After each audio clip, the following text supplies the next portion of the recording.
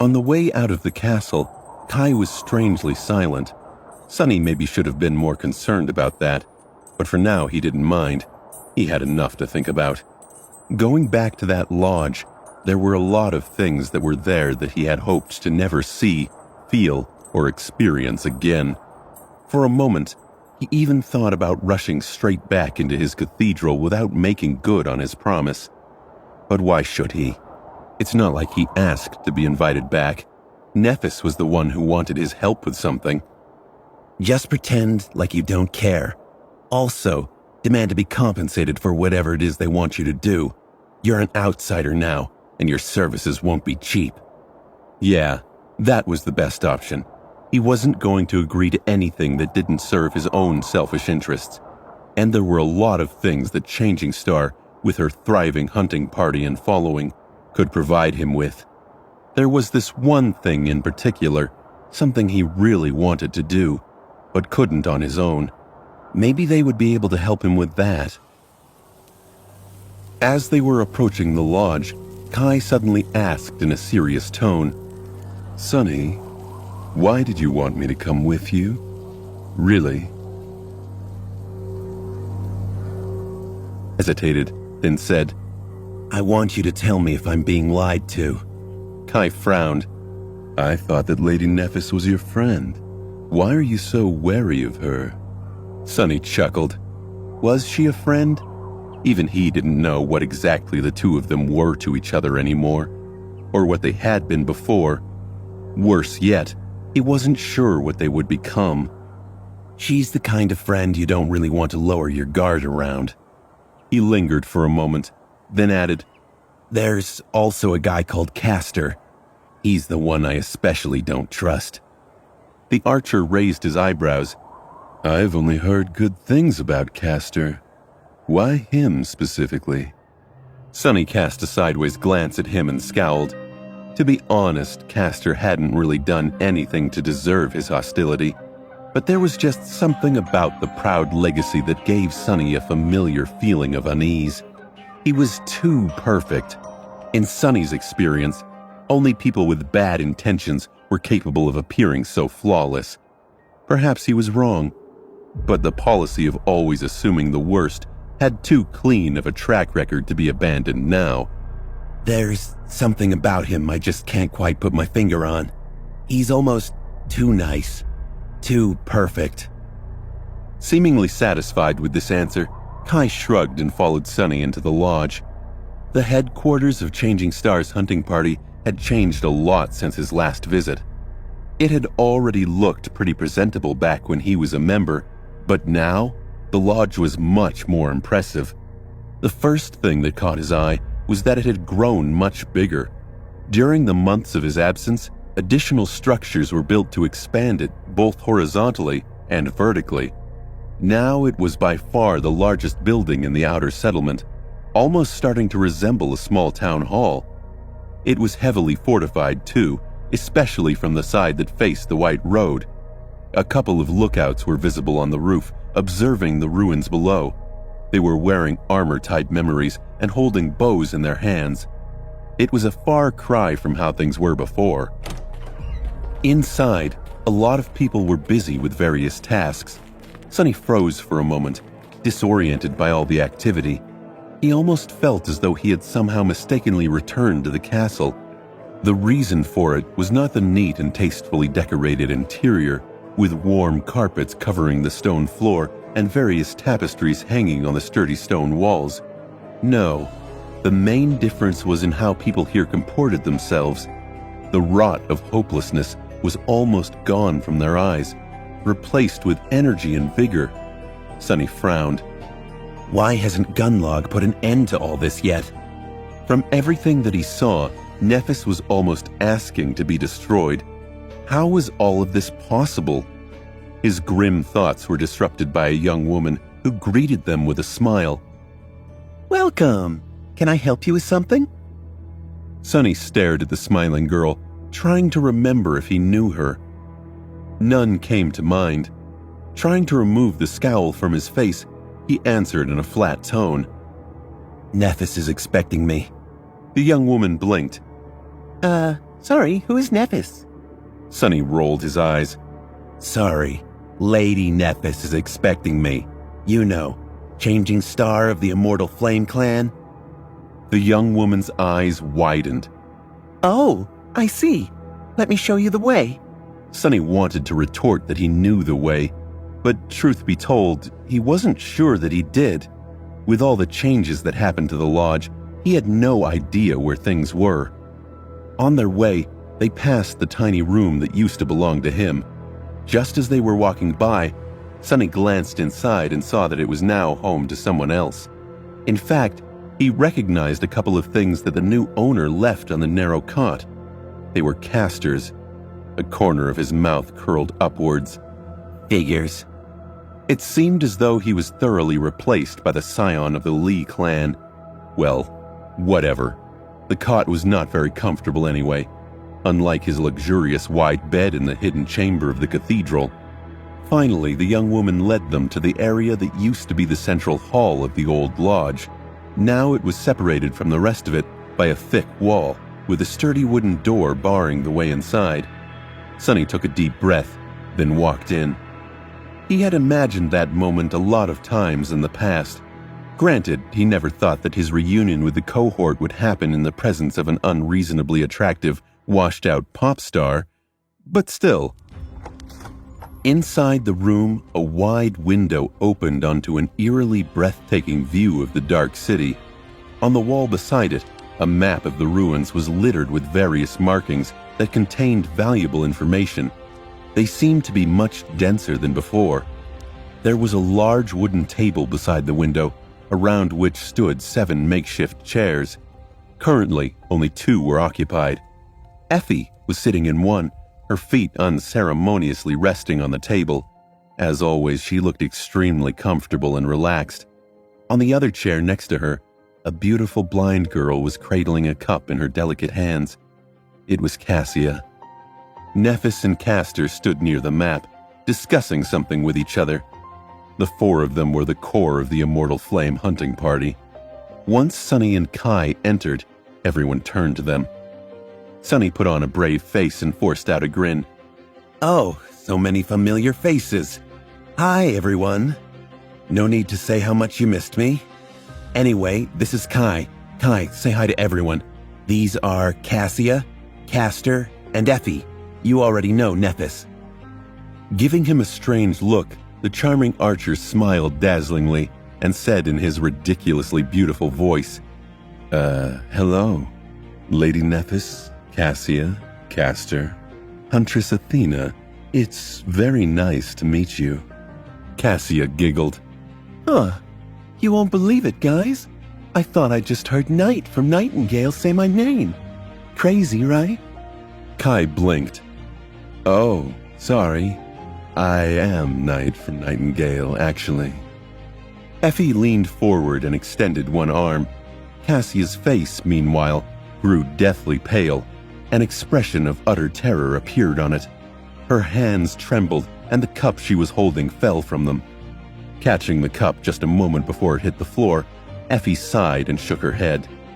Every time. This happens every time. Sonny furrowed his brow and glanced at the beautiful archer with disdain. Oh, come on. Was that reaction really necessary?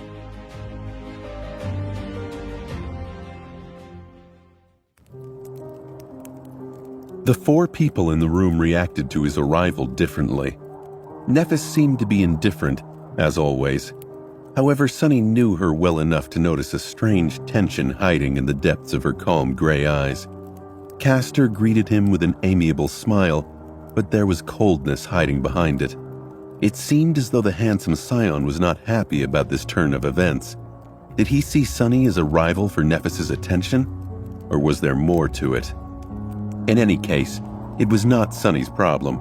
He did not plan to return to the cohort prematurely. Castor could have all of Nephis's attention to himself. Effie looked at him with genuine surprise. Doofus? You are actually alive? Sonny blinked and then stared at her for a few moments, then replied in an acrid tone, Sorry to disappoint. She shook her head. No, just... How the hell did you manage to survive 3 whole months in the ruins? He grinned. What can I say? I had a good teacher. Since Effie was the one who taught him how to navigate the Dark City, that compliment was directed at her. However, the huntress simply shook her head. No student of mine would be stupid enough to live in the ruins, not to mention returning looking so feral. Sonny tilted his head to the side. Did he look feral? Sonny took a mental picture of himself, ragged clothes, dirty hair, a crooked grin, a hint of madness burning in his eyes. No, he couldn't see anything wrong with how he looked. In fact, he thought he looked great. With an offended frown, he glanced at Effie. You're one to talk. The huntress glared at him for a few moments, then laughed. I've had more pressing problems than my appearance. And finally there was Cassia. Cassia seemed to have changed the most out of all of them. The changes were not instantly apparent, but to Sonny, who knew her so well, they were unmistakable. The blind girl seemed more mature. She looked older somehow. It was as if there was an invisible weight pressing down on her, the kind that people usually accumulate with the flow of years. Her demeanor was calmer, more restrained, almost cold. Welcome back, Sonny. I'm so happy that you're all right. Giving him a polite smile, she grew silent and turned away. This wasn't exactly the kind of welcome he had expected from her. He had been sure that the blind girl would hug him at least. That was how it always happened in his head. Sonny shook it off and thought, maybe she is shy because of Kai. However, Sonny had a feeling that he already knew the true reason for her subdued attitude. He just didn't want to admit it. It was the vision. That damn vision. Chasing away the feeling of dread, he sat down on one of the chairs and offered another one to Kai. So, what did you guys want to discuss? Nephis and Castor exchanged glances. Before saying anything, Castor walked over to the door and closed it. After that, he summoned a memory that looked like a bone flute and placed it on the table. Immediately, something in the room imperceptibly changed. Sonny raised an eyebrow. What is that thing? The handsome young man sat on a chair next to Changing Star. This memory has an enchantment that creates a cone of silence. No one outside this room will be able to hear what we are talking about now. This fact alone was already enough to tell Sonny that they were going to discuss something that had to do with the Bright Lord, Gunlog himself. Suddenly, he felt an irrational desire to be anywhere else but in this brightly lit room. The wide window began to look very alluring. He sighed. So, the Bright Lord is finally ready to obliterate you all? Can't say that I'm surprised. If anything, it's strange that he didn't make a move much earlier. Effie giggled. Oh, did he ever? Nephis glanced at her, making the huntress fall silent, and turned to Sonny. You are right. The Bright Lord is indeed about to make a move.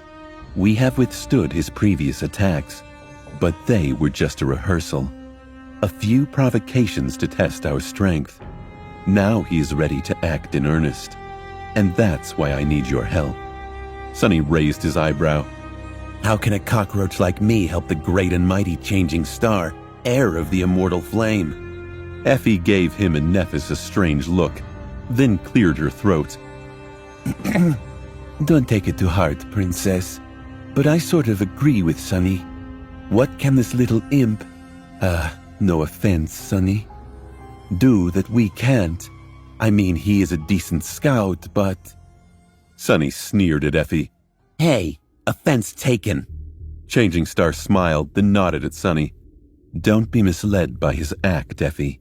Sonny might behave like a cowardly weakling, but in fact, he's the last person in the Dark City I would want to face in combat. He is far more dangerous than anyone thinks he is. Isn't that right, Sonny? The smile froze on his face.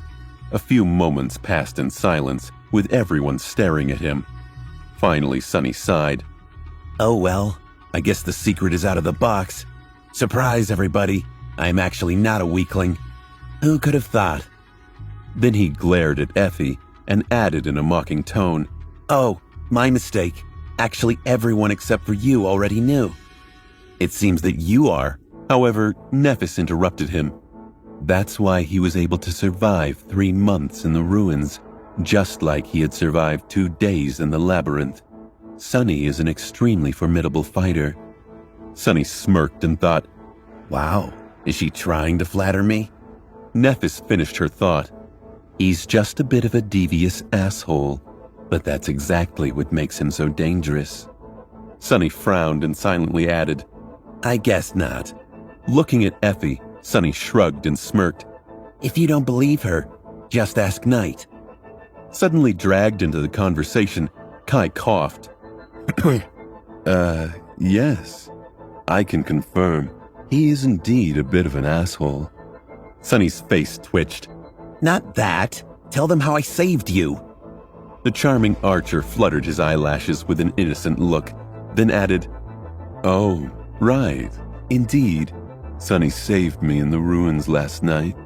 He's a very exceptional and resourceful individual. Sunny glanced at Effie with triumph. He didn't really want to provoke the tall huntress any further, but she did call him a little imp. Sunny puffed out his chest. See, Knight has known me for just 1 night, but even he was able to see how fearsome I am. You and I, on the other hand, had hunted together for an entire month. How come you're so dense? Whatever. It's not like he would be spending a lot of time with Effie. Let her boil with anger. With a teasing smile on his lips, Sunny turned to Nephis. Anyway, what exactly did you want me to do? Changing Star hesitated. I want you to take Effie to your hideout in the ruins and keep her safe there for about a week. Sunny blinked. Maybe he shouldn't have been so rude to the short-tempered giant. She was going to grind him to dust.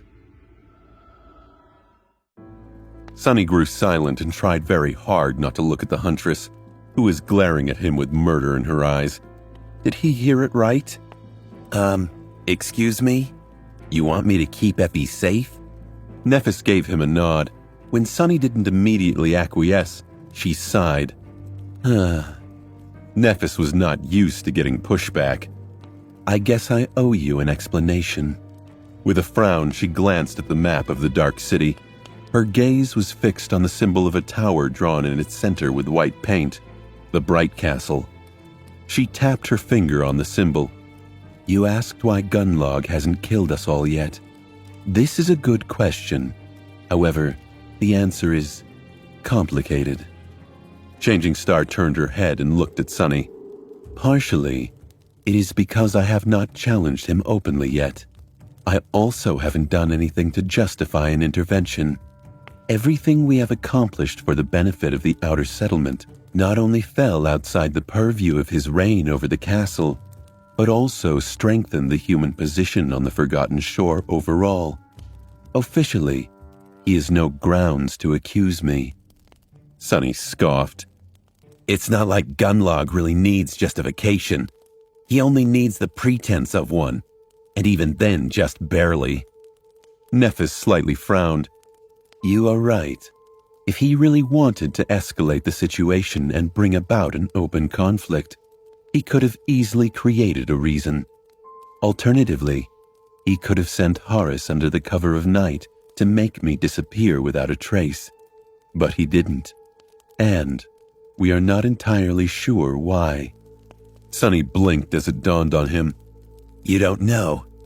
Glancing at Castor, Nephis shook her head. There are several possible reasons. Perhaps he is uncertain if Horus will be able to dispose of me. Perhaps he is using the growing status of the outer settlement as a deterrent against his lieutenant's ambitions. Perhaps he is just confident and patient. Whatever the case, Gunlog more or less tolerated our existence for these past 4 months. Castor sighed. And crossed his arms over his chest. Of course, there were still challenges we had to overcome. If we weren't cautious in how we dealt with these provocations, things would have been very different. Changing Star nodded. Indeed, there were several attempts to taunt us into confrontation already. Nothing too bloody, though. However, things seem to have changed. We received word from the castle that Gunlog is going to act against us soon. This time, he is aiming at one of my companions.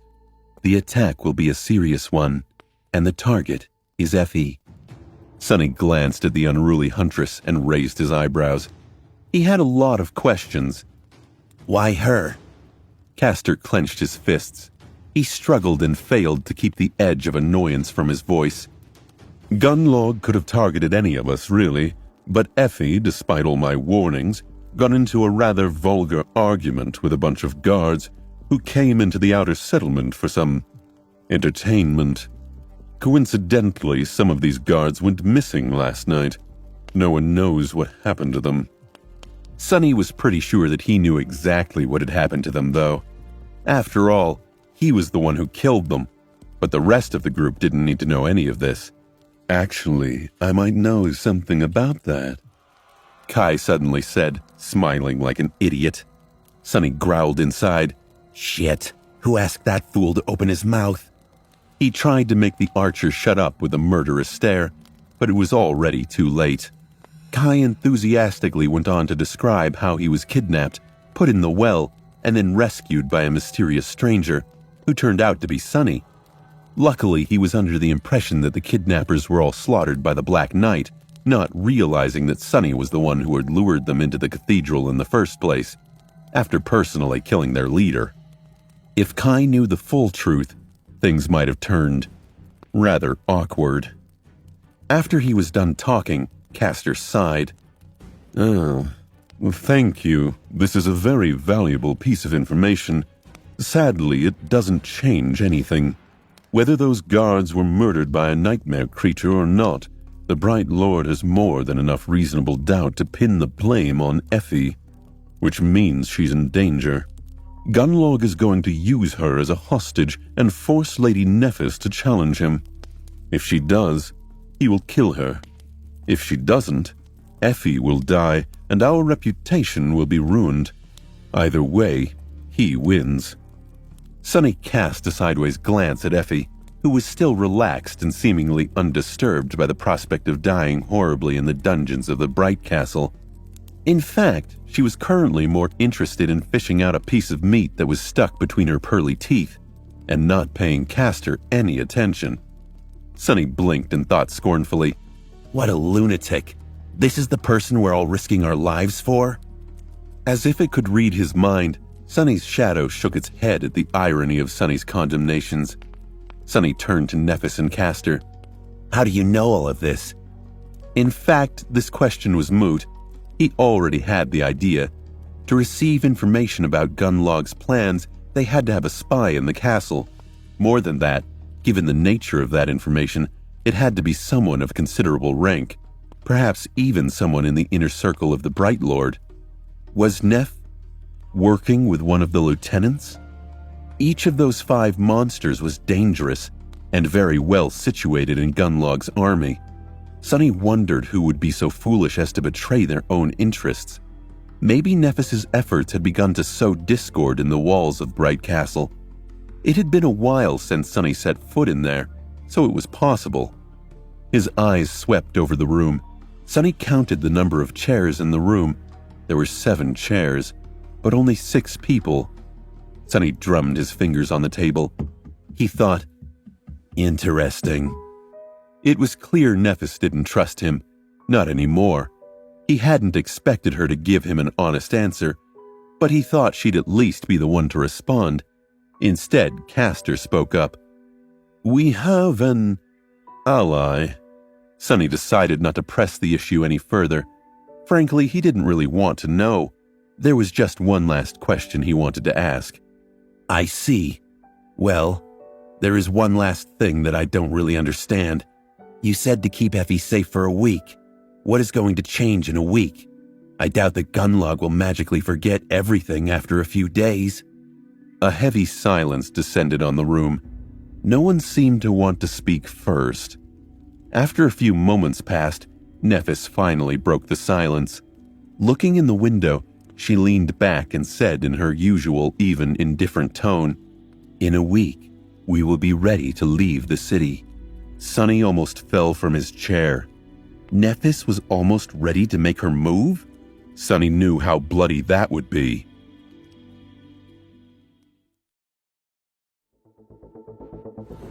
Soon, another map was spread on the table. This one was drawn on a piece of crude parchment made out of monster hide, and much less detailed than the one hanging on the wall. Well, that was understandable, because the second map did not depict the Dark City, but the Forgotten Shore itself. Sunny stared at it in stunned silence. Nephis had not wasted any time during these 3 months. He had no idea how she had gathered all this information, but there was a lot more on the map than he could have ever imagined. At the center of it, a straight black line depicted the Crimson Spire. The labyrinth flowed from it, flooding the parchment like an ocean of blood. To the east, a small circle of black ink with a symbol of a white tower inside of it marked the Dark City. The city was perched on the edge of another, much larger circle. It didn't take too much effort to recognize the Cyclopean crater. After all, Sunny had traversed it on a rickety boat once, a lifetime ago. However, only now, looking at it in scale, did he finally realize just how giant the crater was, and how vast the Forgotten Shore itself appeared. Back on Earth, it would have been as large as a continent. The Dream Realm was indeed much bigger than their own planet, considering that just one of its numerous regions was this enormous. There were other symbols on the map that he didn't recognize. However, several of them attracted his attention especially. On the other side of the crater, almost exactly opposite the Dark City, a symbol of a tree depicts the Ashen Barrow. Some distance to the east of it, on a straight line, there was a mark in the shape of a red cross. Another red cross was drawn inside the crater just outside the eastern side of the Dark City.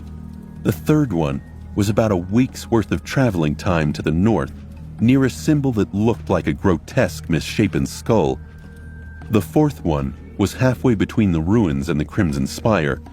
The fifth one lay to the south, about the same distance as the third, drawn atop the symbol of an arching bridge. The last red cross was at the very edge of the parchment, far away to the south, beyond the labyrinth. Near it, 2 symbols were drawn. One was a crown, and the other one was a question mark. Sunny quickly realized what these crosses represented. They were the giant statues of the 7 forgotten heroes who had given the terrible oath to vanquish the darkness and had created the Starlight Legion.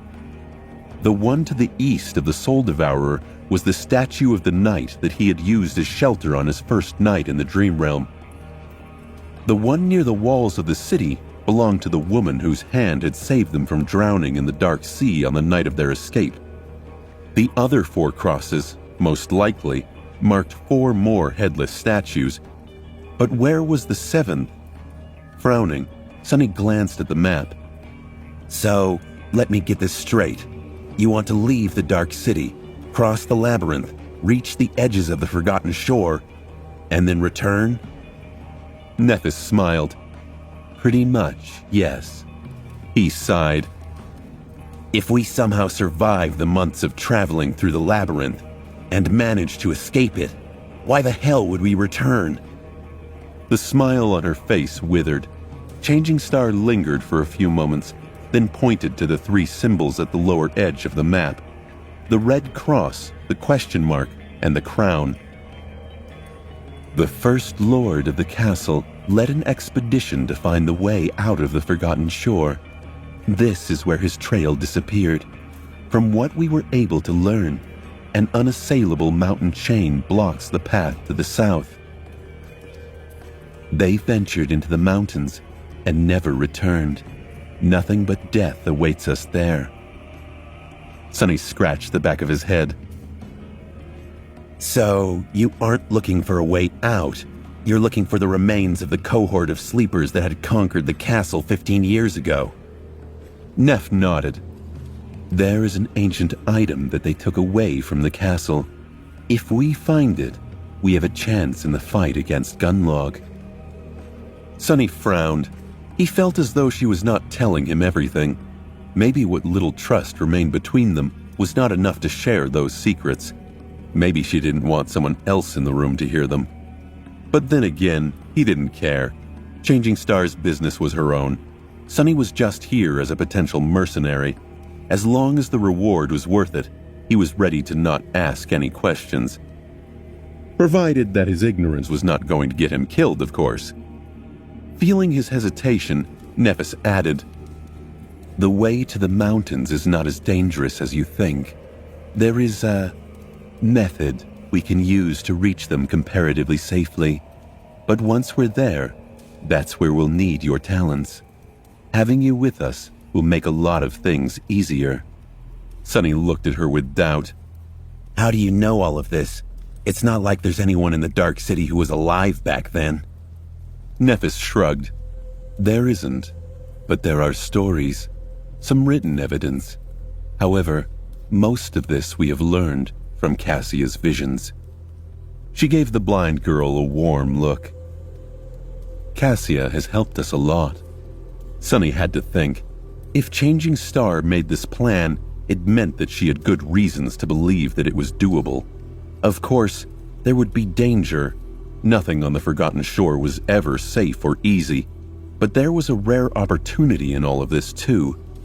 He felt very tempted to leave the ruins for a few months in the company of an extremely formidable cohort. Outside the walls of the Dark City, nightmare creatures were generally of a lower rank than those inside.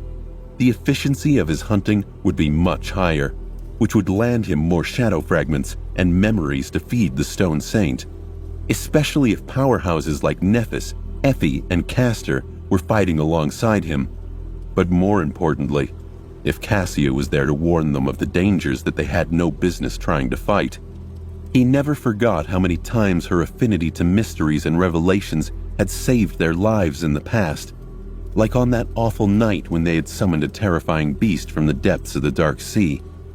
With a true seer accompanying them, the most harrowing thing about the labyrinth, the cursed black waters, was not as unknowable and thus deadly anymore. So he was not immediately against the idea, more so because he would be additionally compensated for the efforts. But there was something else that he had to consider.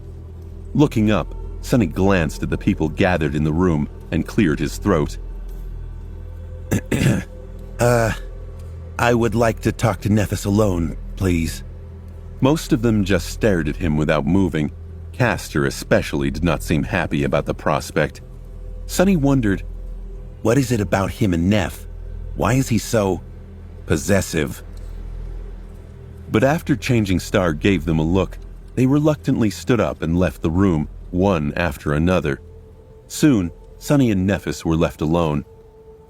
He hesitated for a long time before finally speaking. His voice was raw and hoarse. "Neph, why are you doing this? Why are you trying to pull me back? Don't you know how this all will end?" She watched him silently for a while, with an inexorable expression. "Because there's only two people I trust in this world, Sunny. One is Cassia. The other is you. I only trust you to have my back." He couldn't help but laugh bitterly. "Have your back? Neph, you know what awaits the two of us in the future. This story won't have a happy ending. There'll be only sorrow, pain, and rage, remember?" Changing Star lingered for a few moments. Her face was calm and firm. When the silence became almost overwhelming, "Life is not a story, Sunny. It only ends when you die." He smiled crookedly, not knowing how to answer. Nephis took this as an opportunity to press on. "So, will you help me?" Sunny sighed and stood up, glancing at the map of the Forgotten Shore one last time. "I don't know. I need some time to think. I'll take Effie and keep her safe for a week. You'll have the answer once we meet again." She nodded, accepting that condition. Turning around, Sunny forced himself to appear nonchalant and left. As soon as the door closed behind him, his expression changed. He had been so caught up in the enormity of Nephis's tasks that he didn't even ask what he'd get out of the arrangement. Sure, in the past she'd always been fair, but this was a person Sonny barely recognized. He didn't know if he even knew Nephis anymore. And it was happening at just the time he'd needed to trust her the most. Nephis's plan sounded insane. They'd all get slaughtered. So why did he want, more than anything, to fall in line and follow her?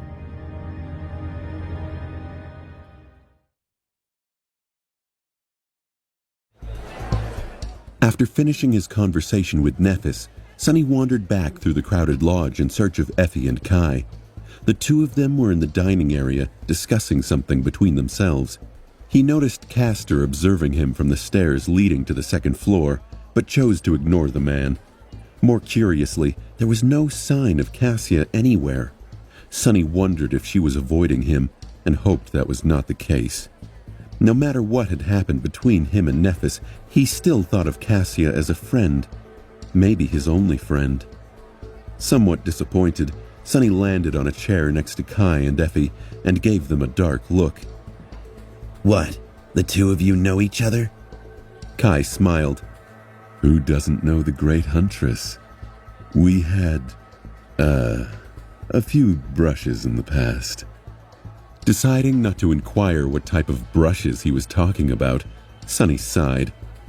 Does she know about that peculiar flaw of yours? The charming young man blinked a couple of times. I guess so. I don't make a secret out of it. Great. Of all the people in the world, he got stuck with two weirdos who had no qualms about telling every random stranger about their most hidden vulnerability. Well, if he had a flaw like Kai's, he wouldn't worry about it too much either. Since there was no point in pretending anymore, Sonny simply asked, Well, was anyone in that room lying? Effie grinned. Ah, so that's why you dragged Knight along. Paranoid much? Sonny would love nothing more than to ignore that question, but unfortunately his own flaw was much more restrictive than Kai's. Not at all. In fact, I think I'm exactly as anxious as a person should be, by which I mean extremely, of course. Saying that, he looked at the charming archer with expectation. Kai hesitated for a few moments. No one said a single lie. Your friends are all extremely honest people, Sonny. Sonny sighed and thought, "Oh, you poor fool." Not knowing how to react to that display of naivete, Sonny shook his head and lowered his voice. Not even Castor? Kai gave him a nod. No, he was honest too. Was Sonny wrong? Was Castor really just an honest and honorable guy? Was his distrust irrational? Somewhat unsure, Sonny lingered for a bit and then turned to Effie. Neff and I agreed to continue our conversation in a week. Until then, you'll be under my protection. The huntress giggled. Wow, that makes me feel really safe. Thanks, Shorty. Sonny grimaced. Don't you worry. I might not look like much, but wait till you see my roommate. Kai suddenly choked on his drink and paled a little. Reminded of something, Sonny patted him on the back. Anyway, thanks for your help. Our deal is done. See you around, I guess. He was not going to miss the gorgeous archer one bit. Sonny wasn't winning any prizes with his looks already, but next to Kai, he was completely invisible. Honestly, the other man was downright distracting. The charming archer looked at him for a few moments, then forced out a smile. Yeah, it was nice to make your acquaintance, Sonny. I can honestly say that spending time with you is, an unforgettable experience. With that, he glanced at Effie with something that resembled pity, rose, and left. The two of them were left alone. The huntress looked around with a weary expression and then asked in a neutral tone, So, when do we leave? Sonny didn't hesitate. Right now. Honestly, I can't wait to get back to the ruins. This place, It gives me the creeps. Effie gave him a strange look, then shrugged. Sure, no problem. Let's ditch this scary place and go hide in the ancient cursed ruins. At least we can feel safe there, right? Sometime later, they were carefully walking through the streets of the dark city. Being here in daylight was not something Sonny was accustomed to, so he was justifiably tense. Luckily, both of them were experienced hunters and worked well together. Sonny fell into the familiar rhythm of cooperating with Effie without skipping a beat. As though 3 whole months had not passed since they last saw each other, it was honestly nothing short of jolly. At some point, the unruly huntress glanced at him. But seriously, how did you survive, Sonny? He gave her a dark look, then shrugged. How do you think? You know that I'm very good at hiding in the shadows. I slept during the day and hunted during the night. Observed my prey carefully before striking at their weak spots. If I ever met something I wasn't sure I could kill, I ran. She became thoughtful for a while. It's noticeable, you know. You've changed. You look, feel like a true hunter now. Sonny grinned. Well, I would hope so. I hunted more nightmare creatures than was reasonable, really. She smirked. How many? That was a good question. Sonny gave it some thought, trying to discern the true answer. Around 60? Yeah, no, more than that, I think. Together with those terrors he had slain in the labyrinth, his kill count had long ago moved past 100. Effie blinked and looked at him with a dark expression. That many hunts in only 3 months. The number was nothing short of staggering. It was completely insane. Out in the real world, it was widely known that awakened nightmare creatures were too tough for mere sleepers to fight. Anyone who managed to prevail in a battle against one would earn themselves a proper reputation. Killing a dozen would make a person famous. If Sonny were to return home and claim that he had slaughtered 100, most of them in a cursed ruin populated by fallen abominations, the news of his accomplishment would fly around the whole planet in an instant. He would be hailed as an unparalleled genius and a hope of the entire generation. And yet, there were dozens of people just like him in the Dark City, many of them even more accomplished. Effie had several hundred hunts under her belt. There were a couple more hunters in the outer settlement whose track record was just as impressive. Inside the Bright Castle, there was Gunlog himself, his 5 lieutenants, all the pathfinders of the host, more than a few experienced hunters, and even a handful of guards with a lot of battle scars to prove their prowess. All of them were at a level that sleepers simply weren't supposed to ever achieve. The Forgotten Shore was truly an interesting place. If Nephis were to somehow succeed and bring even just a handful of them back to the real world, how would the world change? Would other things that had been considered impossible before suddenly have their status put under scrutiny? Was it the reason why the spell gave her the name Changing Star? Was Nephis destined to not only create change, but also be the catalyst of it? Consumed with these thoughts, Sonny walked through the cursed ruins. Soon a familiar shape of the cathedral appeared before his eyes. Effie's voice tore him away from these thoughts. Hey, Sonny, are you alright? He hesitated for a bit, and then smiled. Of course, never been better. Here we are, by the way. Welcome to my humble palace. The huntress looked at the grandiose cathedral with doubt. Here? You live here? Sonny remembered his first nightmare and shrugged. What can I say? I have a weak spot for ancient temples. Effie eyed the cathedral skeptically. If you expect me to step foot in that place, we need to talk. Sonny smirked. Did Effie know about the night? He didn't want to argue with the girl, but he also had no intention of finding a new hideout.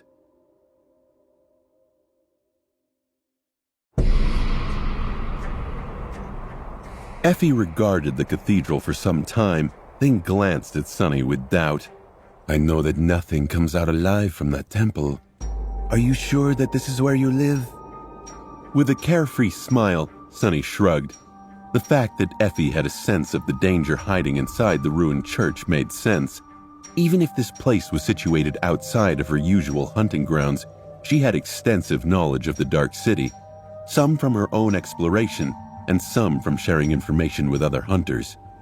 Dead tired and longing to return to the peaceful silence of his home, he didn't waste any time and told her about the Black Knight who guarded the cathedral.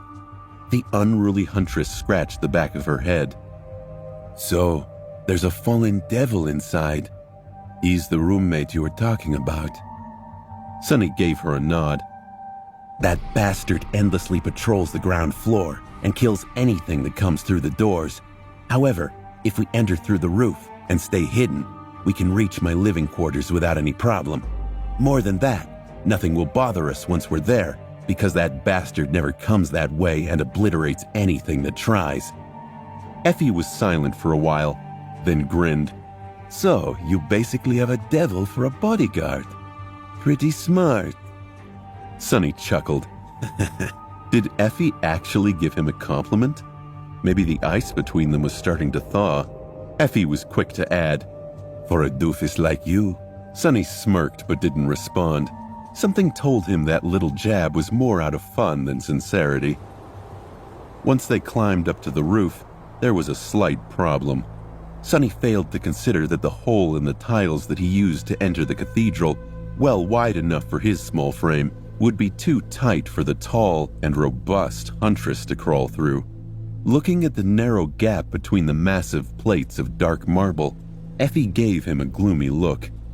However, before Sunny could come up with an alternative plan, she simply bent down, grabbed one of the incredibly heavy plates, and moved it aside. The words died on his lips. Sunny marveled at her strength. He suspected Effie may even be able to take on the stone saint if she needed to. Before proceeding further, Sunny instructed Effie on how they were going to get her inside the hidden chamber and watched as the huntress reluctantly dismissed her bronze armor. With only a short white tunic covering her lovely olive skin and abundant figure, she looked very, comely. For a moment, his displeasure of having someone intrude upon the secluded peacefulness of his lair evaporated, but only for a moment. Overly conscious of his thoughts, Sunny shifted on his feet. Don't get any strange ideas. I only asked you to remove your armor because it can get loud, and we can't risk drawing the Black Knight's attention. Effie grinned. Strange ideas? Why are you talking about having strange ideas all of a sudden? Sunny?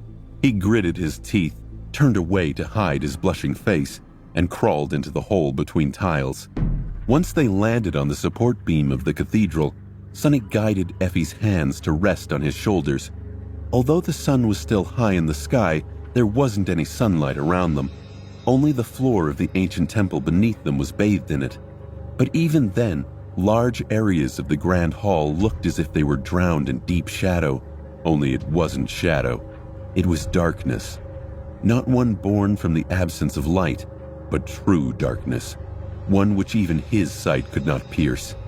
Sunny didn't know if it was summoned here by the Black Knight or simply obeyed him, but this was how the bastard had managed to sneak up on him unnoticed back when they first met. In any case, he had to guide Effie across the beams of the cathedral. One wrong step, and they would plunge to their deaths. Feeling rather awkward because of how close their bodies were to each other, Sunny quietly sighed and took a step forward. It was hard to concentrate. Sunny closed his eyes and took a breath. He quietly scolded himself. Focus on the nightmare creature that might kill you, you idiot.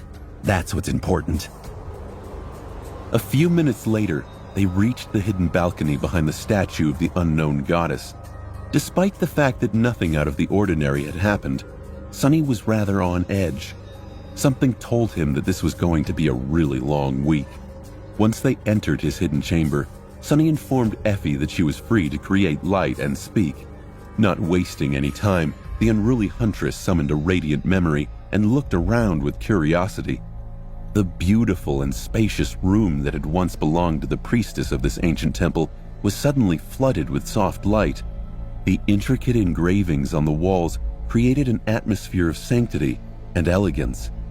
Here and there stood various pieces of furniture, most made out of opulent pale wood, with a few mismatched pieces that Sonny had scavenged from the ruins. Effie whistled. Have to give it to you, Sonny. You sure know how to live in style.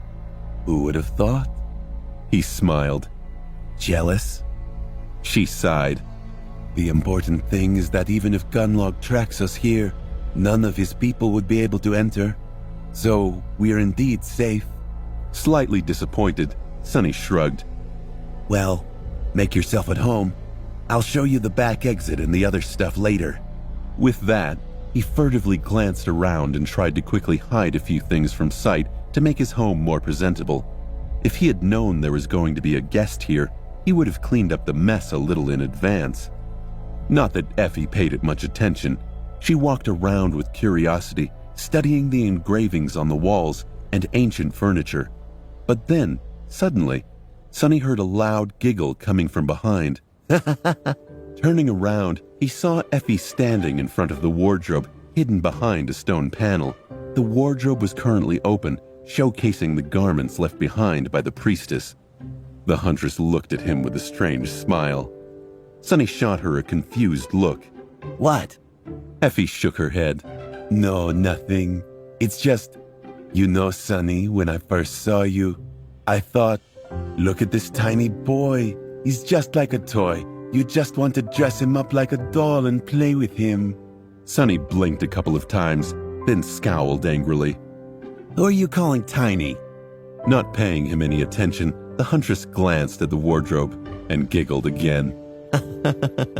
Who knew that you were into playing another kind of dress-up, huh? It took Sonny a couple of seconds to realize what she was implying.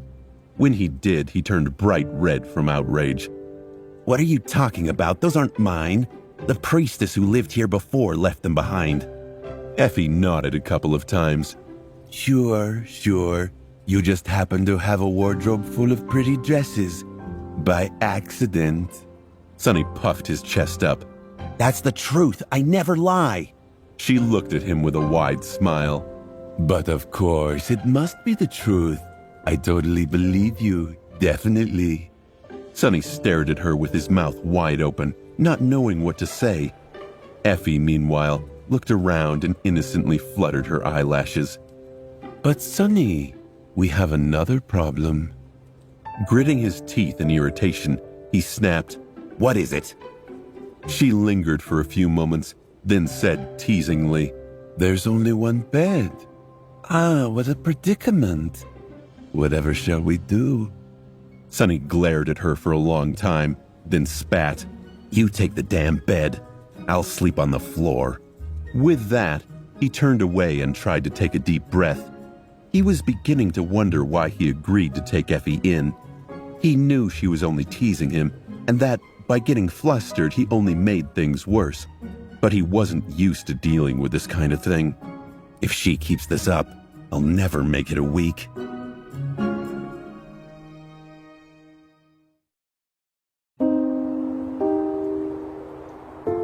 After Sonny calmed down a little and had time to think about it, he realized that things weren't as bad as he had thought. Yes, living this close to the rambunctious huntress was a very special kind of trial, especially due to how much joy she seemed to derive from tormenting him. But there was one redeeming aspect to all of this. Sonny was a nocturnal creature. He didn't have to sleep on the cold floor or interact with the vigorous huntress that much, because he would be asleep during the day and out hunting during the night. The window of time when they would both be awake and stuck in the hidden chamber together was not that large. More than that, Effie had brought enough food to satiate her unnatural hunger in that bottomless bag of hers, so he didn't even have to feed her. So hosting her was not going to be as bothersome as he had initially assumed. After showing the huntress around and enduring several more good-natured jabs, he finally had some time to himself. Finally sitting down in a remote corner of the chamber, He closed his eyes and dove into the soul sea. As always, the tranquil sea met him with calming darkness and peaceful silence. Not paying any attention to motionless shadows that stood at the edge of the visible part of it, not even to gaunt and pitiful Harper, he walked over and stood beneath the black sun of his shadow core. Then, Sunny summoned the Stone Saint. Hey there, darling. Guess what? I brought dinner. Before commanding the memories he had purchased with the help of Kai down, he quickly glanced at the runes surrounding the taciturn monster. Shadow, Stone Saint. Shadow rank, awakened. Shadow class, monster. Shadow attributes, Battlemaster, Stalwart, Spark of Divinity. So far, everything was exactly as he had expected. He returned his attention to the runes.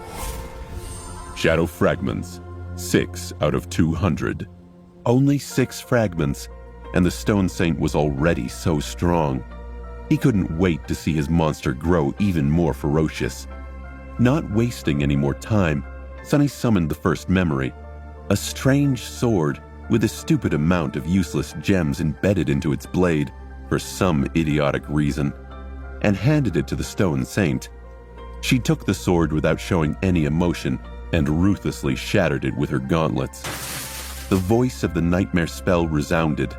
"Your memory has been destroyed." Sunny made a face. Why, thank you, spell. I wouldn't have guessed it if it weren't for you.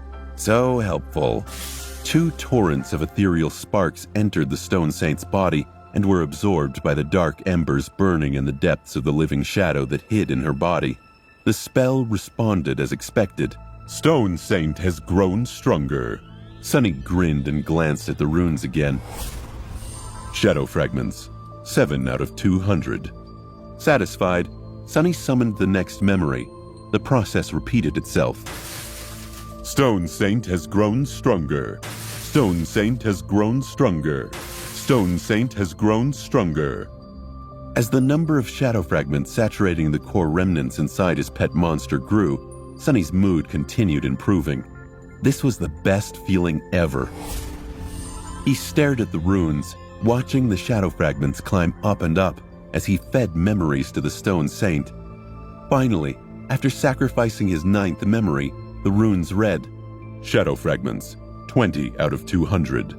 The Stone Saint looked considerably stronger already. Remembering the changes that happened to his own body after his first few kills, Sunny could more or less gauge how much her condition had improved. The increment wasn't really that substantial, but in battle, the tiniest advantage could often decide everything, especially considering that it was going to be doubled by the augmenting effect of his indispensable but impudent shadow. All of this was just a prelude anyway. The main event was yet to come. Full of anticipation, Sunny called the onyx armor down. If his calculations were correct, this relic alone should give the Stone Saint 12 shadow fragments, almost as much as the 9 lesser memories combined. The jet black suit of ancient plate armor appeared in the air in front of him. Surrounded by the lightless vastness of the silent sea, the feeling of dark grace it emanated was even more pronounced. Sunny clicked his tongue. Ah, what a beauty. It was almost a shame to destroy it. Almost. Slightly reluctant to part with the ancient armor yet, Sunny read the runes describing it. Memory, old. Memory rank, unknown. Memory tier, unknown. Stev was right. Even the spell couldn't make sense of the damaged memory. Still, Sunny read on, hoping to find some hint. Memory type, unknown. Memory description, Prit, First, Army, Shed, Own. Memory enchantments, unknown. Many of the runes were missing, and those that did appear refused to coalesce into any sort of comprehensible words. However, Sunny did notice a few of the strange runes that made his head hurt, the same ones present whenever the spell mentioned the mysterious unknown. Sunny took it as confirmation of his earlier suspicions. The armor was clearly connected to the same tribe of nightmare creatures that the Stone Saint had belonged to before becoming a shadow. The origin of the strange living statues was tied to the unknown, so it was logical to assume that the onyx armor had something to do with them too. Well, no matter. He knew that this memory was severely damaged when he bought it. Sonny was never planning on using it anyway, only feeding it to the saint. Time for dessert. With a wide smile, he pushed the beautiful black armor to the stone monster. However, the smile soon froze on his face, because the Stone Saint did not move to take and shatter the armor as she did with all the other memories. Instead, she simply turned her head and looked at it. The hue of the crimson flames burning in her ruby eyes ever so slightly changed. It was almost as though they were filled with the tiniest shadow of sorrow. Come on, eat it. But no matter how much he tried to get the Stone Saint to destroy the armor, she refused. The living statue just stood there and did nothing. After a while, disappointed, Sonny stared at the onyx armor and sighed. Well, serves him right. To be honest, he had a slight inkling that this would happen. Nevertheless, Sonny had decided to buy the armor anyway. It's not every day that you stumble upon a Tier 6 fallen memory, even if it's damaged beyond your ability to repair. Perhaps he would don the armor one day, if Nephis actually managed to open the path to the gateway and he somehow found himself among those lucky few to reach it alive and become awakened. Until then, the awesome black armor was pretty much useless. With a deep frown, he left the Soul Sea and summoned it into existence. Soon the armor appeared on the floor of the hidden chamber. Effie looked at it with interest. Wow, what is this? Sonny lingered for a long time. Decoration, I guess. The huntress raised her eyebrows. Really? Well, what are you staring at me for? He gritted his teeth. A few awkward moments later, Sonny muttered, can you help me move it? It's too heavy for me to lift. Effie shot him a dirty look. Sonny had spent a decent amount on this memory, and it was too heavy for him to even lift. Still, he was determined not to let all those resources go to waste. One way or another, he was going to learn the truth behind the black armor.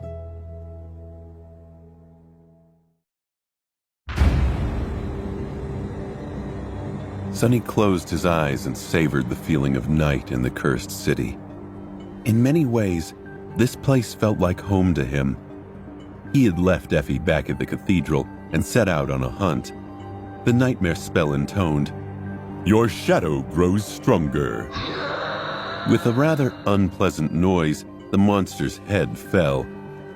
Sonny indifferently bent his arm and wiped the midnight shard on the sleeve of his armor, watching as the massive body slowly toppled over. Standing on the other side of it, the Stone Saint simply flourished her sword in and stopped it abruptly mid-swing, sending every drop of blood flying to the ground. Then, she just stood there, absolutely still, pretending to be a statue. Sonny sighed.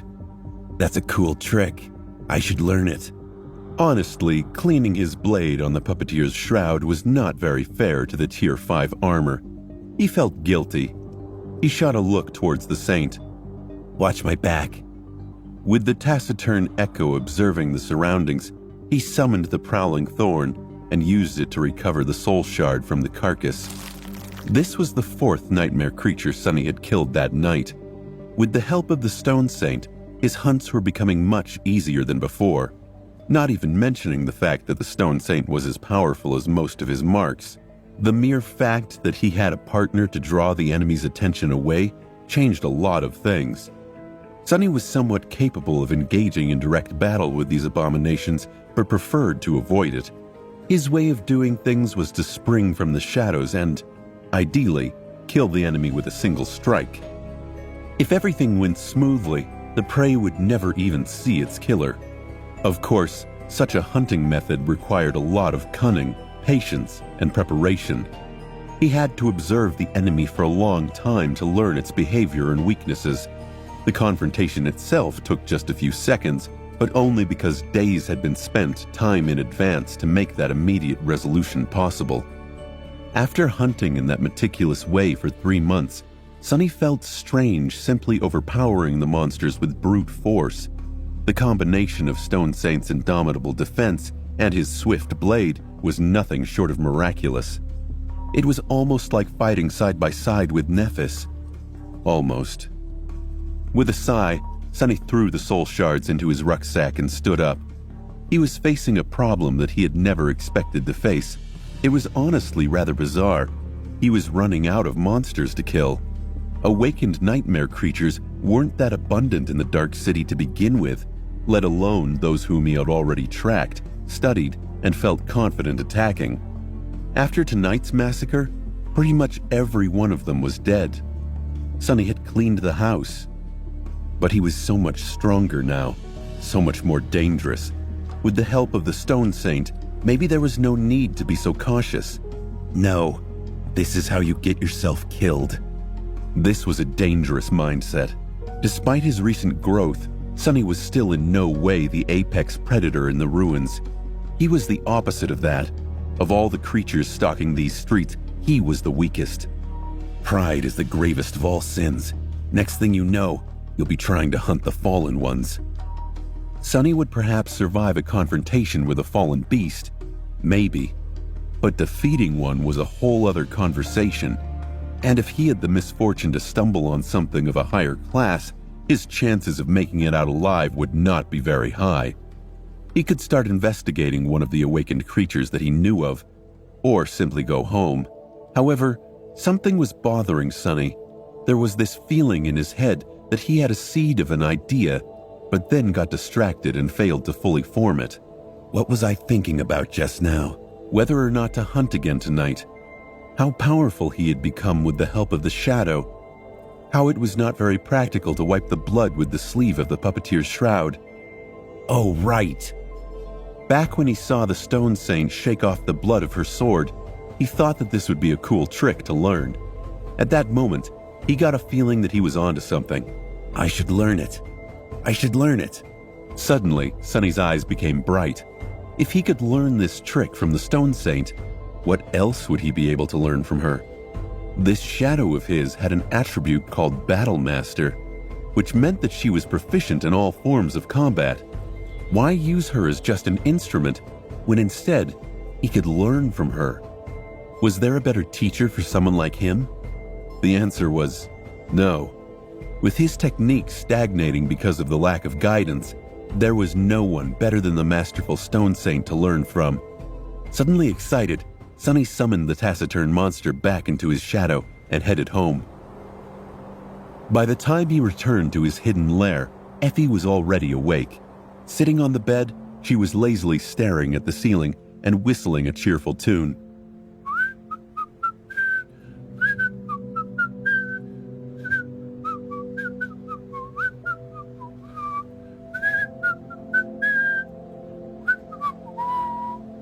She sat up when Sonny returned.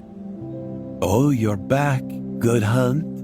Instead of answering, Sonny walked over to his chest, glanced at the huntress with suspicion, and opened it.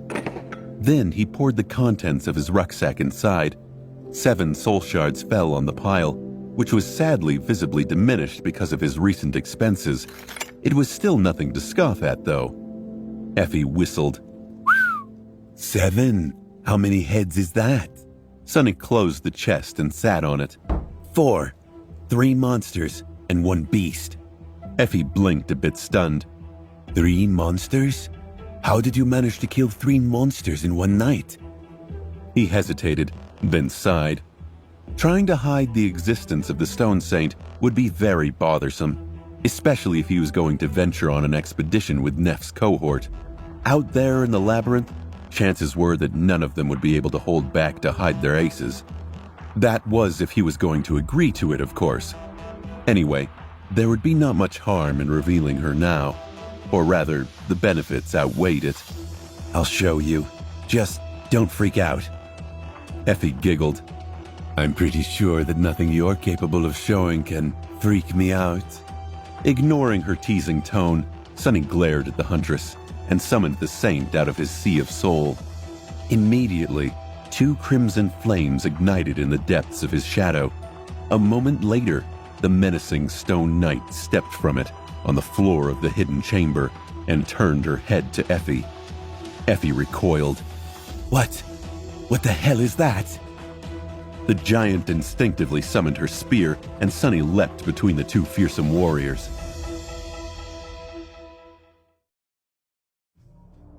The mighty huntress stared at the stone saint, her fingers tightening around the hilt of her spear. Her beautiful hazel eyes were full of tension and dark anticipation. The contrast between that fierce pose and the fact that she was still comfortably wrapped in a blanket was so funny that Sunny couldn't help but snicker. He smirked. Gee, relax. Haven't you seen an echo before? Effie blinked. That thing is yours? Wait, you got an echo? He gave her a nod and gestured at the stone saint. Yes, I did. Meet Saint. Ain't she a beauty? The huntress stared at the taciturn creature and then dismissed her weapon. Effie scowled at Sunny with outrage. You lucky bastard. You do know that I haven't even caught a sniff of an echo after 3 years in this pit. How dare you get one before me, huh? Sunny laughed. Actually, this was my second echo. The first one got killed in the labyrinth. Effie glared at him for a long time, then shook her head with an expression of utter dejection. Finally, she turned to the shadow and studied her. Wait, is she what I think she is? Sunny nodded. Yeah. The huntress finally shed the blanket and walked barefoot toward the stone saint. She studied her from all angles. How the hell did you manage to kill one of those things and survive?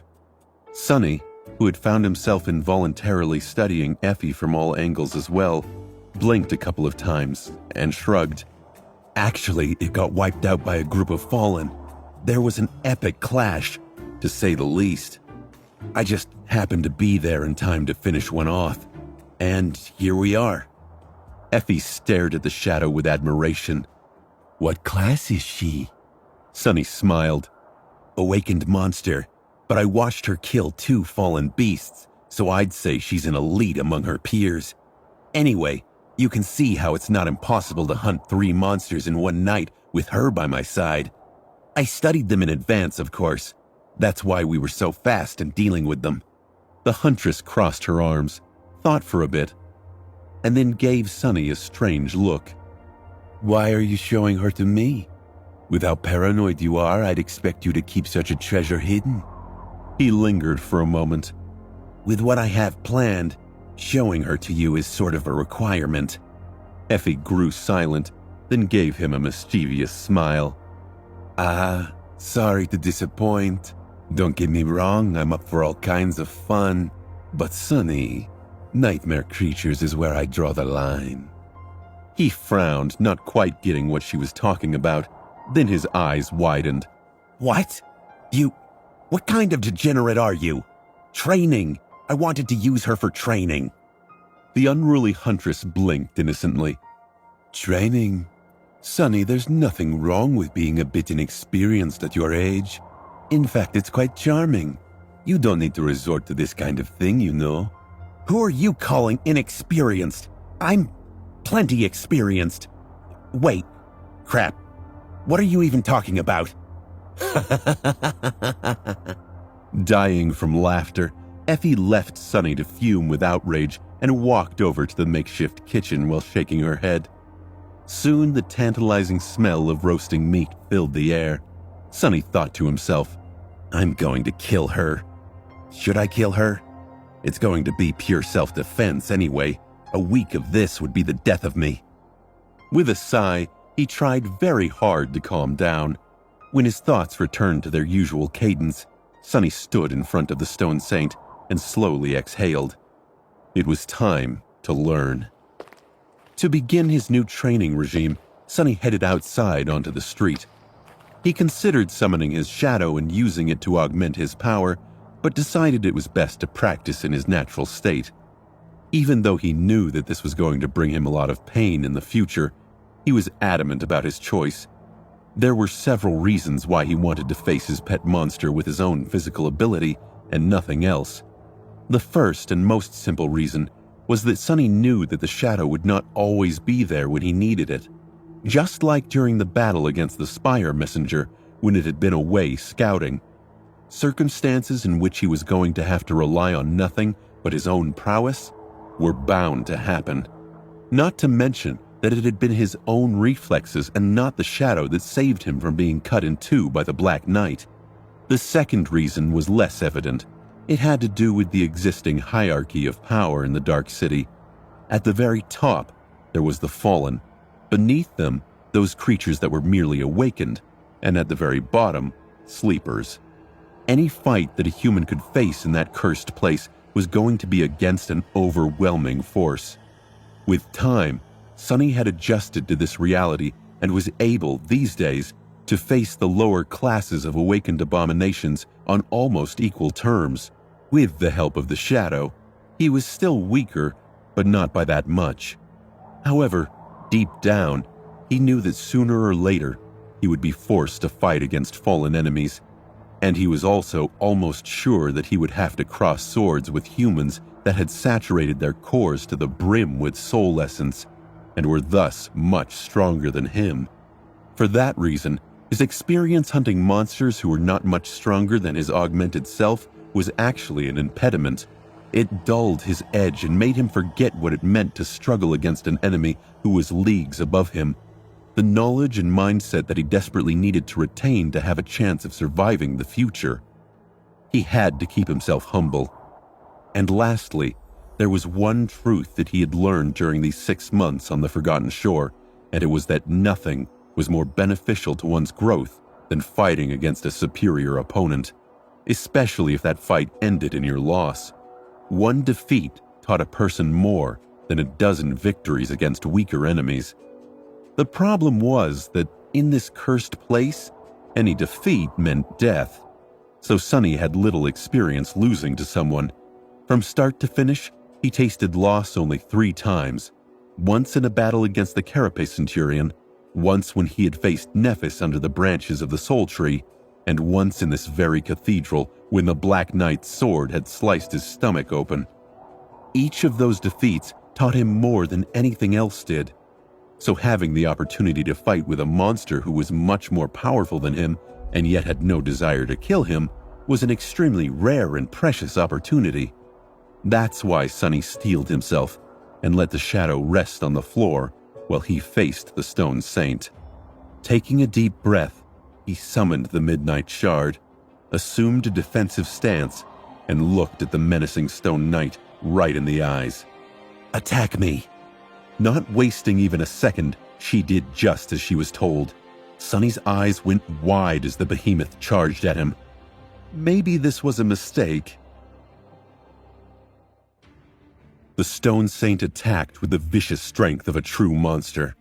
Sonny knew perfectly well that his strength was not enough to block her sword. He desperately moved the Midnight Shard to deflect the strike to the side. The countless hours of practice and hundreds of thousands of times he had repeated his fighting forms had not been in vain. Sonny's body moved with lightning speed, placing the blade in the path of the Stone Saint's weapon at just the right angle. Feeling the impact reverberate in his bones, Sonny gasped from the pain and stood his ground. Guided by the Midnight Shard, the Echo's sword glided to the side and missed his body by a wide margin. However, before Sonny had time to congratulate himself, the Saint simply continued moving forward and slammed into him. Being hit by her shield felt like crashing into a stone wall at high speed. Flying back, Sonny impacted against an actual wall and rolled to the floor. A small yelp escaped from his lips. "Ah!" Effie stood on the sidelines of the battle. She winced and glanced at Sonny. "Sonny, you still alive?" He weakly raised a hand and brought his thumb and index finger together in the shape of a circle. "Yeah," the huntress smiled. "Good. Don't die yet, all right? It's going to be really inconvenient for me to get back into the bedroom without your help." Sonny gritted his teeth. Surely she had to care about more than that. He reminded himself that Effie loved to tease him. His voice was dry. I'll try my best not to inconvenience you. Slowly rising to his feet, he staggered and had to lean on the wall for balance. The stone saint returned to her spot and stood there indifferently, not paying any attention to his furious glare. With a heavy sigh, Sunny walked back to stand in front of her and raise the midnight shard. Again! Over the next few days, Sunny continued to train with the stone saint. He often wondered if he had gone mad. Otherwise, why would he willingly subject himself to this torture? His life now consisted of only 3 things: spending time with Effie, practicing with the stone saint, and exploring the cursed ruins. Out of the 3, the time he was spending in the deadly maze of the Dark City was by far the least dreadful. He even found himself enjoying it a great deal. Once you begin thinking about a cursed ancient ruin teeming with abominable monsters as a comfortable place, you should start thinking about your life choices. And yet, Sunny knew that he was on the right track. Painful as they were, his training sessions with the menacing stone saint had turned out to be even more advantageous than he imagined. Every bruise, every cut, every drop of blood that he spilled was making him stronger. After a long period of stagnation, his technique was finally improving again, and it was doing so with noticeable speed. The best thing about it was that he had not even scratched the surface of the immense didactic potential of the Echo's Battlemaster attribute. For someone like him, who had never received a formal education in combat, it was simply a boon. It was a hidden treasure. Back when he had observed the Stone Saint in the fight against the Carapace Centurion, he had noted her distinct battle style. The taciturn creature fought with the firmness of stone, combining flawless defense with devastating offense. Each action was efficient and perfectly calculated, with blocks, dodges, and deflections leading into deadly ripostes. It was solid, indomitable, and inevitable. However, this was not the only battle style that the Stone Saint was perfectly proficient in. Rather, it was something that she used based on her current weapons and opponent. Back when she originally fought against 2 harrowing fallen beasts, her style was reckless and brutal, disregarding any form of defense in favor of an endless onslaught of vicious attacks. Although there were some foundational similarities between them, these 2 techniques were vastly different. It seemed as though she was able to switch between countless styles to suit the situation. Sunny couldn't wish for a better sparring partner. His own style, or rather the kernel of one that had been given him by Nephis, was flowing and unpredictable. It focused on adaptability and making it impossible for the enemy to anticipate your next move. The more Sunny fought against the Stone Saint, the more he realized how extraordinary it was. However, it didn't mean that this style couldn't be improved. Sunny suspected that it was designed to be able to incorporate various elements from other sources. If so, it was a perfect foundational style to learn. All of this made him wonder where this strange style had come from and if Changing Star had taught him its basics for a reason. In any case, he was determined to make sense of it, improve his mastery of the things he had already learned, and begin to incorporate elements of Stone Saint's stark technique into his own. However, this was easier said than done. At first, fighting against the menacing Echo appeared to be almost impossible. Every time he gave her the command to attack, he would inevitably end up on the floor in mere moments, groaning and consumed with pain. His whole body was bruised black and hurting terribly. If not for the tenacious enhancement of the blood weave, Sunny did not know if he would have been able to continue, or at least continue at an acceptable rate. With its help, however, the speed of his recovery was considerably faster. It was almost inhuman. Because of that, he was able to train more intensely and for longer periods. Just as he had expected, every defeat taught him something new. Losing to a superior opponent was the best way to improve indeed. Back in the real world, many people were foolishly obsessed with their pride and lived for nothing but to achieve victories against others. Not Sunny, though. He was perfectly content with losing time after time as long as he continued to become stronger with each loss. The only person he wanted to defeat was the version of himself from the last fight, over and over again. Just like that, he had slowly begun to put up at least some resistance to the Stone Saint. At first, he was happy with being able to deflect one attack, then two, then several. Before too long, he stopped counting the number of attacks and started counting the number of seconds he remained on his feet. It was just a couple at first, then 4 or 5, then a dozen. Finally, he was able to fight with the menacing Stone Knight for vast amounts of time, sometimes even up to a minute. Even Effie seemed to be impressed. She usually paid little attention to his training, but after some time, Sonny noticed her glancing in his direction more and more. At first, he thought that the unruly huntress simply enjoyed watching him suffer in his suffering. But then he realized that she was trying to learn from his mistakes too. Sonny didn't mind. His movements slowly became more confident, purposeful, and precise. His body, while damaged and bruised, was brimming with strength and agility. He was maturing. It was only when his spars with the Stone Saint turned less one-sided that Sonny noticed something strange, and when he did, everything changed. It took Sonny a long time to perceive the anomaly for several reasons. To begin with, it was so subtle that it was almost impossible to notice.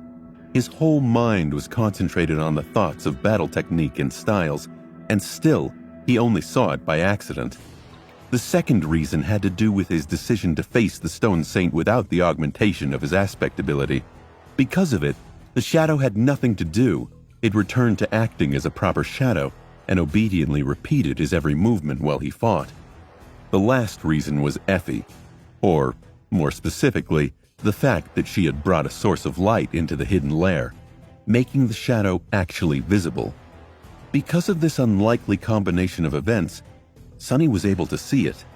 He was in the middle of a fierce battle against the Stone Saint, sweat and blood trickling down his battered body. The clamor of swords clashing against each other permeated the chamber, drowning the raspy sound of his laborious breathing. Deflecting another blow, Sonny swiftly crouched and let the edge of the creature's shield whistle through the air above his head. His rather clumsy attempt to imitate one of the Stone Saint's explosive ripostes was easily blocked, and the two of them continued the duel. This time, it lasted for an especially long time. Sonny was pretty sure that he had already withstood the oppressive assault of the monster for 1.5 minutes. If true, this was a personal best, and he still pressed on, determination fueling his steps. After countless spars like this, he would sometimes enter a special state of flow. In it, his mind was calm and clear, operating at a tremendous speed. When Sonny entered this state, his attention became simultaneously sharp, like a blade, and strangely unfocused. Normally, he would have to concentrate on specific details, like watching the enemy's footwork to predict where the next blow would come from. Sonny was even able to split his mind in two, with one part of it absorbing the information that came through his eyes, while the other part was preoccupied with what the shadow saw. In this way, he could either concentrate on two enemies at the same time, or have a full view of his surroundings so that no one could sneak up on him from behind. However, with his attention not focused on anything, he was somehow capable of perceiving everything. Every detail, be it the enemy's footwork, the direction of their gaze, or the slight change in the environment, simply became a part of the all-encompassing tapestry that he perceived as a whole. Needless to say, this ability to see everything simultaneously and think with sufficient speed to act on it dramatically boosted his combat performance. It was in concert with, and felt like a natural continuation of, the strange sense of clarity that he had achieved after almost dying in the battle against the first Carapace Centurion. Right then, Sonny entered this state of flow once again. After a few more exchanges, he suddenly noticed that there was something strange about his shadow. Instinctively, he paid it more attention while continuing to fight. It was then that he realized that his shadow's movements, while almost exactly like his, were actually not the same. There was a very slight, almost imperceptible difference. It didn't make any sense. His shadow should be tied to him, mirroring him, matching him. But something was different. But he could feel something vast and profound hiding in this tiny divergence. Something about its motion felt like it held the key to a problem that had been nagging at Sonny for weeks. Stunned, he slowed down and stared at the shadow. What did I just see? Sonny was so stunned, in fact, that for a moment, he completely forgot where he was. In the next second, the rim of the Stone Saint's shield hit him in the chest, sending him flying at the wall once again. Sonny crashed into the cold stones, fell to the floor, and weakly groaned. Oh, that one hurt. However, he immediately forgot about the pain. Sitting up, Sonny stared at his shadow with wide eyes. This is... What did he see? The shadow's movements, while exactly like his own, were also different. It was as though a light ignited in his head, or rather, became drowned in shadows. Sonny suddenly had an epiphany. This revelation was so astonishing that he almost cried out loud. The divergence between him and his shadow was not random, nor was it chaotic. It was consistent and harmonious, hinting at a deeper meaning. And that meaning was that his shadow had a battle style of its own. Sonny only saw a glimpse of it through the slight discrepancy in their movements. If someone didn't know the shadow as well as he did, they would never notice anything. Even he only saw it by accident. What he saw wasn't enough to discern anything about that battle style except for the fact that it existed. He was also able to sense its essence.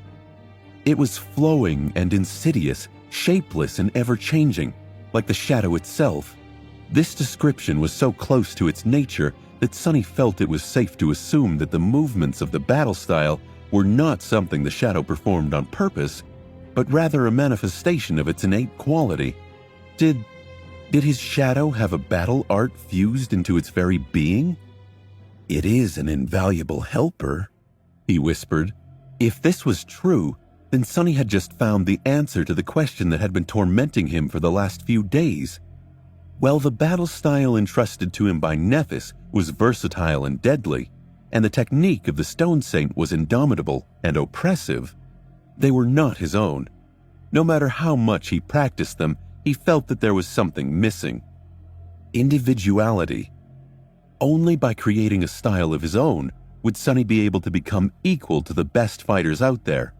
Until then, he would always be just an imitator. Of course, creating a true battle style was not something that a novice like him was capable of doing. More than that, there was a difference between knowing that the mysterious shadow style existed and actually understanding what it was. But still, it was a beginning. If he learned the secret hiding inside his shadow and combined it with the flowing adaptability of his current style, what would the result be? Standing up, Sonny spat a mouthful of blood, wiped the sweat off his brow, and walked over to his tormentor, the Stone Saint. Raising the midnight shard, he gritted his teeth. Again. Soon, the clangor of swords resounded in the hidden chamber once more. Only this time, Sonny paid close attention to his shadow. This time, he was going to let it teach him.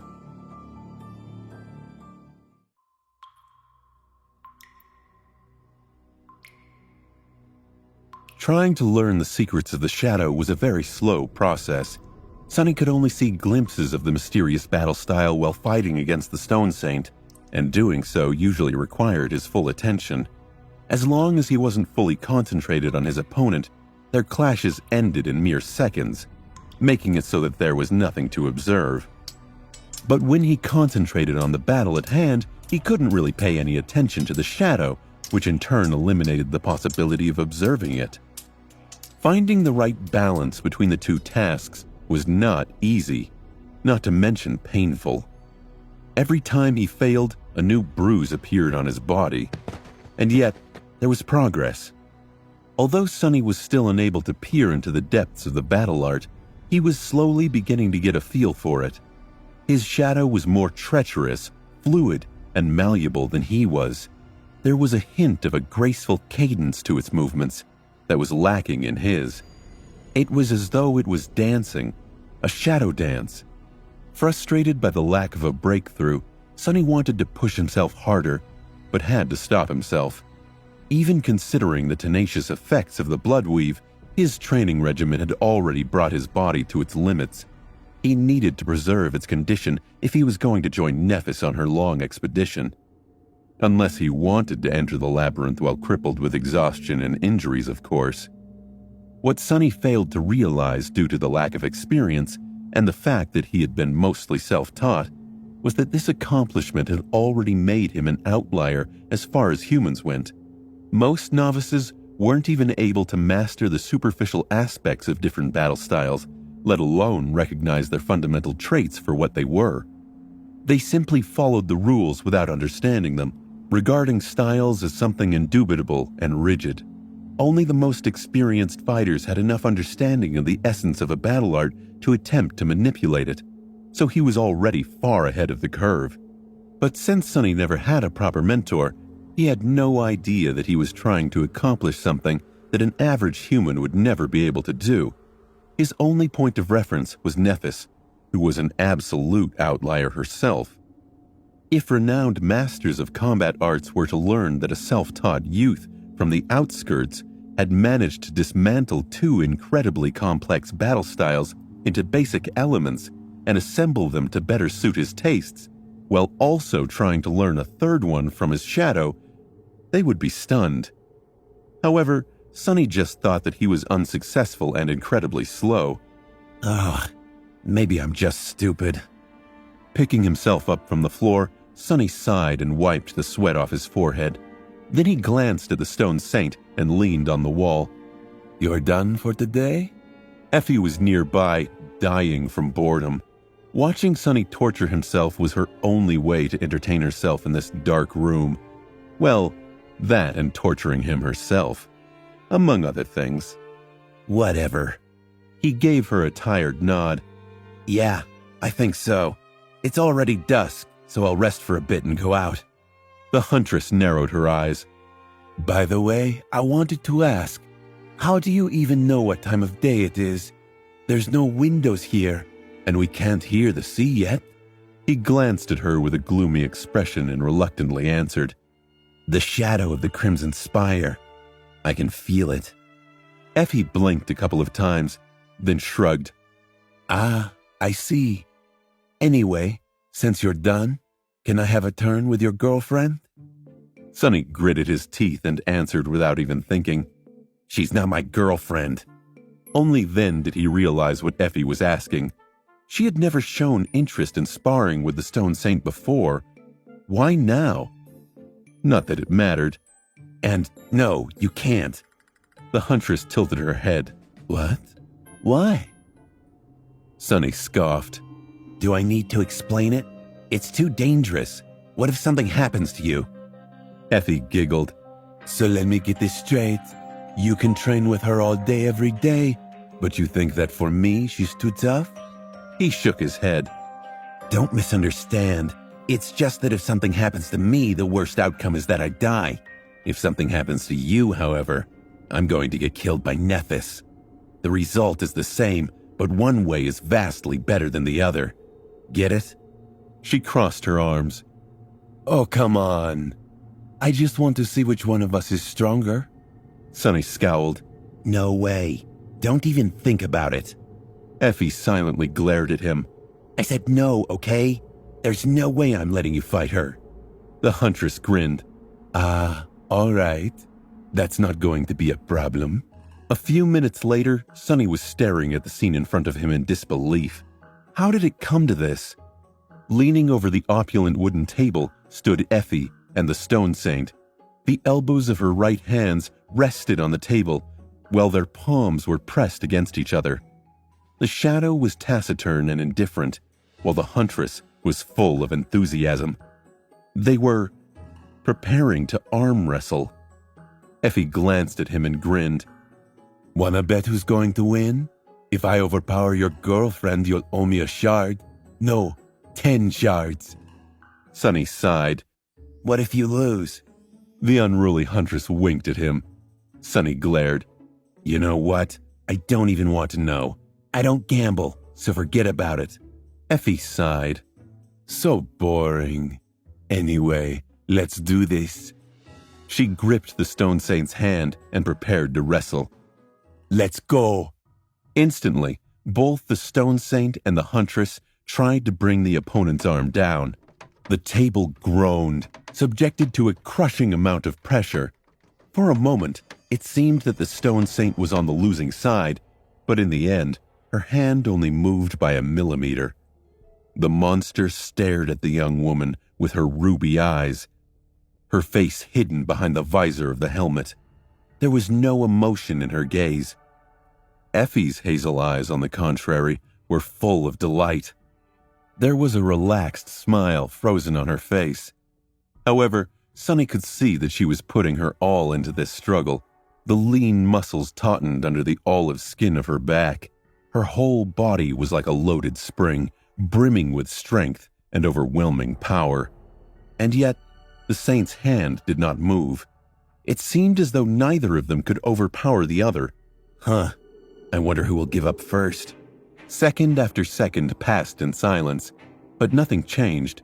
Both Effie and the Stone Saint were persisting, not giving up even a tiny bit of ground. The amount of strength they were exerting to keep this volatile balance made Sunny sweat a little. They're both monsters. In the end, the first one to give up was the table. Not able to withstand the pressure anymore, it simply exploded. Covering his face to protect it from the flying splinters, Sunny froze for a moment, then stared at the pile of tiny debris. A feeling of deep sorrow and indignation pierced his heart. Aw, man! My table!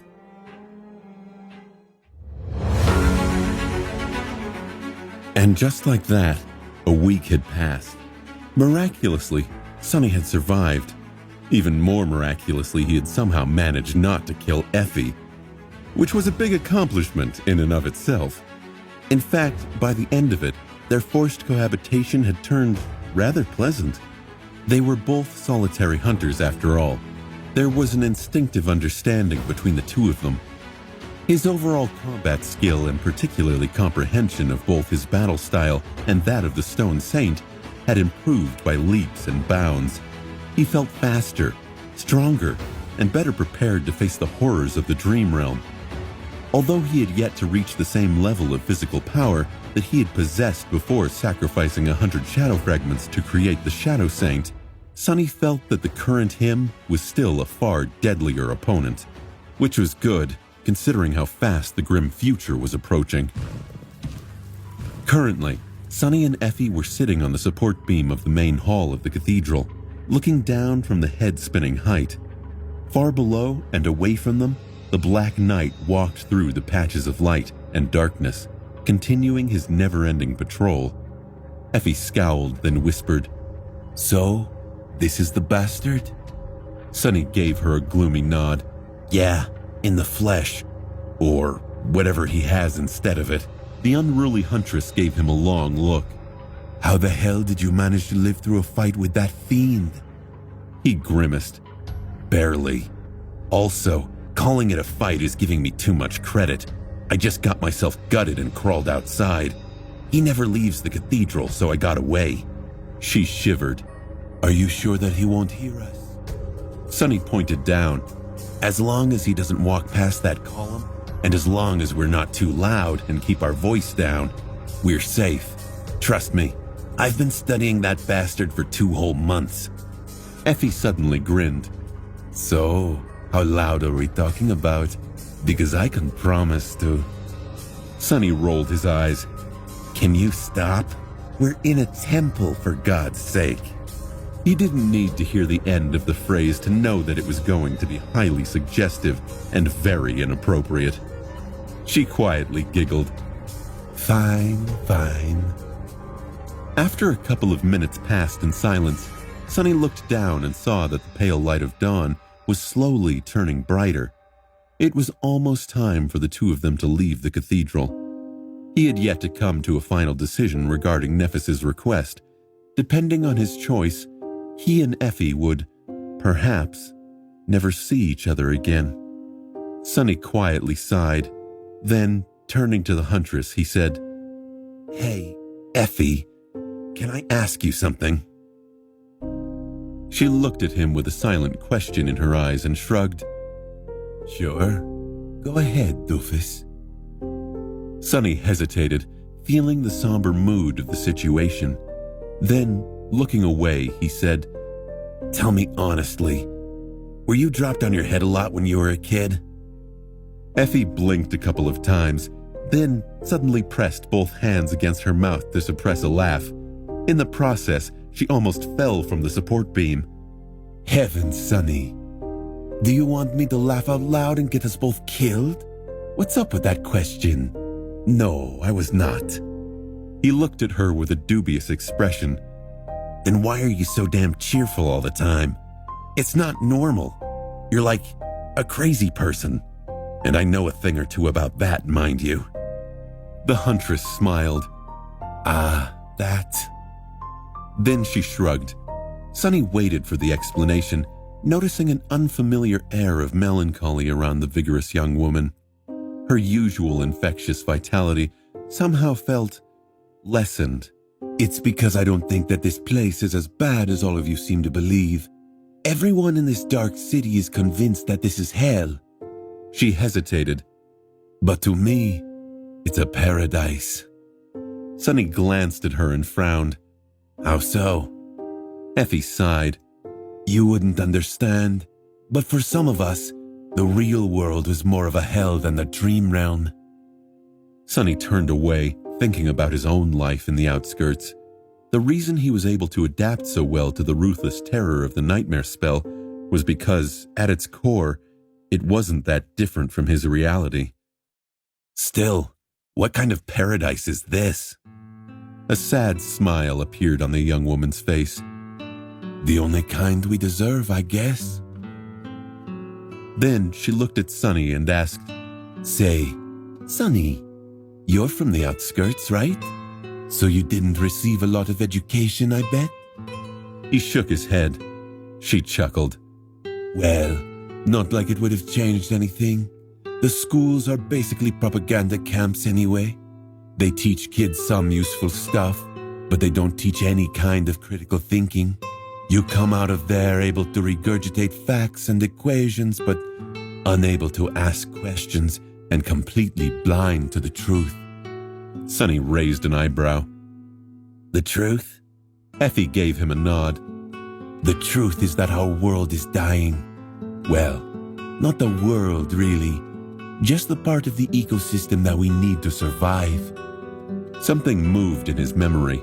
A year or so before Sonny was born, a whole continent was lost because a Category 5 gate had opened on the coast, but the huntress quickly overturned his expectations. And I'm not talking about the nightmare spell. I'm talking about what we, humans, have done to our planet. There were more than 10 billion people on Earth a couple of 100 years ago. Did you know? But now, it's barely 3, and half of them only have food and shelter because of us awakened and the powers we possess, which were given to us by the spell.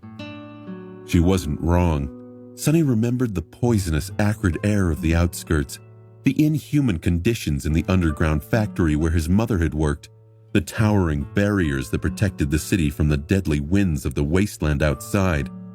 He knew, of course, that the planet was not in a good shape compared to the past, but he never really thought about it that much.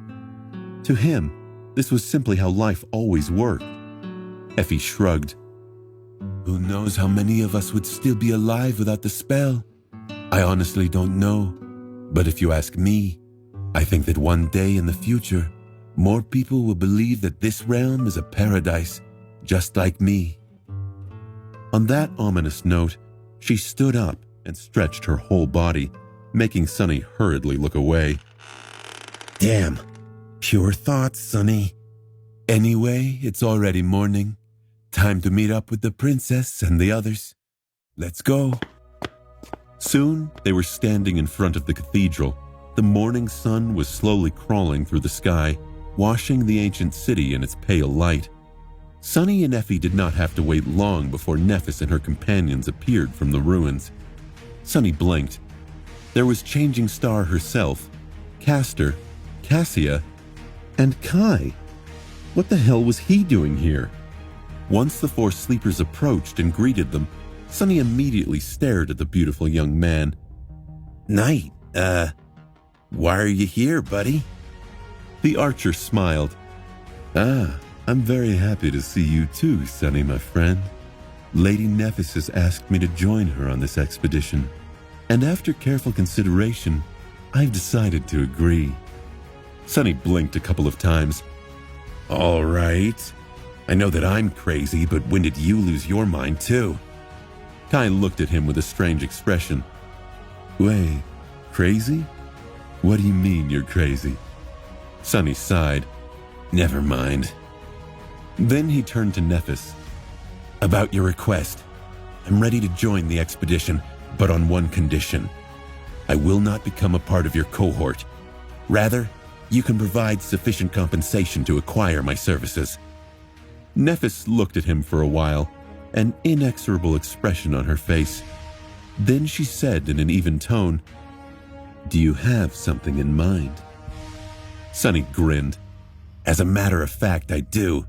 Behind us, you can see a magnificent ancient cathedral. Inside that cathedral lives a creature which is called the Black Knight. He's a fallen devil. In return for my help during the expedition, I want your help after it's concluded. Once we return, he paused for a moment and then added, I want you to help me kill it. A dead silence fell on the small square. After a while, Castor finally spoke, an expression of subtle shock on his face. Sunny, did you perhaps misspeak? We're just sleepers. How are we supposed to kill the Black Knight? A nightmare creature of his rank and class. Sunny's grin widened. Then, with an immense feeling of vindication, he looked at Castor and said, It's just a fallen devil.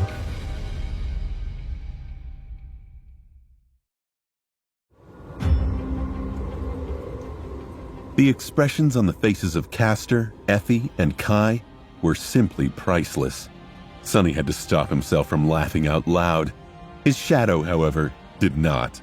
Luckily, it had no vocal cords, so all it could do was hold its stomach and shudder silently. Sunny shot the shadow a look. Hey, you, behave yourself. Meanwhile, Nephis just looked at him, the corner of her mouth slightly curled upward. After a while, Castor was finally able to answer. Just a fallen devil? Did you say just? However, Changing Star interrupted him. Glancing at the cathedral, she simply shrugged and said, This is acceptable. Everyone became silent. They stared at Nephis with bewildered expressions. With some satisfaction, Sunny nodded and said, Don't be so quick to judge. We won't be going into that battle unprepared. I spent months studying the bastard. I know his every ability, every trick, and every weakness. More than that, if you can't even handle someone like him, how are you going to challenge Gunlog? Isn't that what this expedition is all about? Sunny debated for a long time whether he should demand that they attack the Black Knight now or after the expedition was over. In the end, he decided that they were all too weak to face the devil. For now. But after months spent in the labyrinth, things were bound to change. There were more nightmare creatures out there, and most of them were not impossible to kill. By the end of the expedition, every member of the cohort was going to have much more soul essence in their cores than they had now. They would also have a wider arsenal of memories at their disposal. More importantly, they would have time to hone and perfect their teamwork. If they wanted to have a chance in a fight against the Black Knight, this was the most important part. Nephis nodded. Sunny is right. It's not like it's impossible to kill a fallen creature. Both James and Trent had done so in the past, not to mention Gunlog himself. It just takes a lot of preparation and a little bit of luck. By the end of this, we should be able to take on a single devil and win, provided that we learn its secrets in advance. Sonny smiled. Exactly. Oh, right. Speaking of preparations. While everyone was looking at him with confusion, well, except Cassia, of course, he took the rucksack off his shoulders and placed it on the ground. Then he opened it, revealing the soft shine of numerous soul shards. Welcome to Sonny's brilliant emporium. This here is around 50 soul shards, each of them of the awakened rank. Since we will be venturing into the labyrinth, I've decided to give you guys an opportunity to empower yourselves a bit before facing the terrible dangers of that ghastly place. Of course, I'll give you a family discount. He had emptied his treasure chest before leaving the hidden chamber. Currently, all of his remaining shards were inside the rucksack. Of course, he hadn't done so out of the kindness of his heart. Sonny never had any money, and so, understandably, didn't know a lot about how to handle it. But one thing he did know was that rich folk never allowed their riches to sit idly. Even money had to work to create more money once it fell into the hands of the wealthy. In the language of rich people, this was called an investment. By investing his shards into the cohort, Sonny was increasing his own chances of making it back alive. No matter how hard he thought, he couldn't imagine a worthier cause. Plus, he wasn't going to just give the shards away for free. The rules of the Emporium are simple. You give me memories, I give you shards. I don't care how powerful or useful the memories are. In fact, the worse the better. Any useless junk you have gathering dust in your soul sea will do. If you don't have any, no problem. You can just promise to give me a memory in the future once you receive one in the labyrinth. He smiled at the members of Nephis' cohort. Not bad, right? No need to thank me. Kai stared at the shards, then raised his eyes and looked at Sonny. Sonny, buddy, please forgive my bluntness, but why do you need all these memories? What a good question, Sonny grinned. You see, how should I put this? Let's just say that there's a beauty I know who just can't get enough of them, if you know what I mean. He winked at the pretty archer. With a strange expression, Kai turned away and shook his head. However, after this performance, no one else asked any questions. In the end, Sonny was able to exchange his shards for 5 memories. Nephis distributed the shards between the 5 members of the cohort, with each of them getting 10. This was a boon equal to slaying 10 awakened beasts. After absorbing the shards, all 5 of them were going to receive a significant boost to their power. As far as deadly expeditions went, this was the best start possible. Without wasting any time, Nephis, Cassia, Effie, Kai, and Castor absorbed the soul essence from the shards. While they were busy doing that, Sonny silently dove into the soul sea and fed the memories he had received to the Stone Saint. Stone Saint has grown stronger. Stone Saint has grown stronger. Stone Saint has grown stronger. Satisfied, he summoned the runes and glanced at them. Shadow, Stone Saint. Shadow fragments, 27 out of 200. Then he looked at his own. Name, Sunless. True name, Lost from Light. Rank, Dreamer. Shadow Core, Dormant. Shadow fragments, 318 out of 1,000. Not bad. Looking south, he smiled darkly and wondered, how much would these numbers increase by the time he returned to the Dark City? It had to be by a lot. When everyone was done absorbing their shards and getting accustomed to the changes caused by the sudden influx of soul essence, the cohort was ready to move out.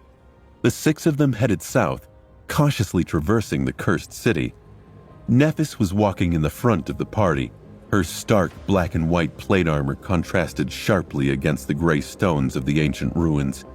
A step behind her and to the right was Castor, clad in a polished scale mail that glistened in the morning light like the skin of a silver dragon. To her left was tall and powerful Effie, clad in the archaic bronze armor with a white chiton beneath. A few steps away, wearing his elegant lamellar armor made out of burnished brown leather, walked Kai. On his back there was a quiver full of heavy arrows. Cassia was walking beside him, her light tunic and bright cloak just the same as before. However, now there was a sheath with a graceful rapier attached to her belt. At the very back, with an unhappy expression on his face, was a pale young man with messy black hair and a ragged light armor made out of dark gray fabric and black lusterless leather. He was periodically lowering his gaze and grimacing, as though unaccustomed to being in the sun. Of course, it was sunny. Their journey to the edges of the Forgotten Shore had begun.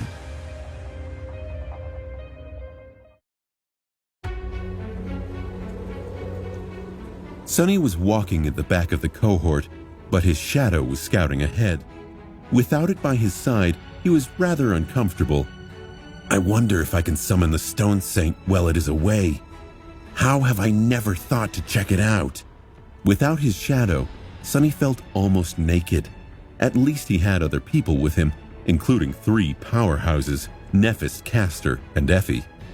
Come to think of it, he had never seen Kai in action.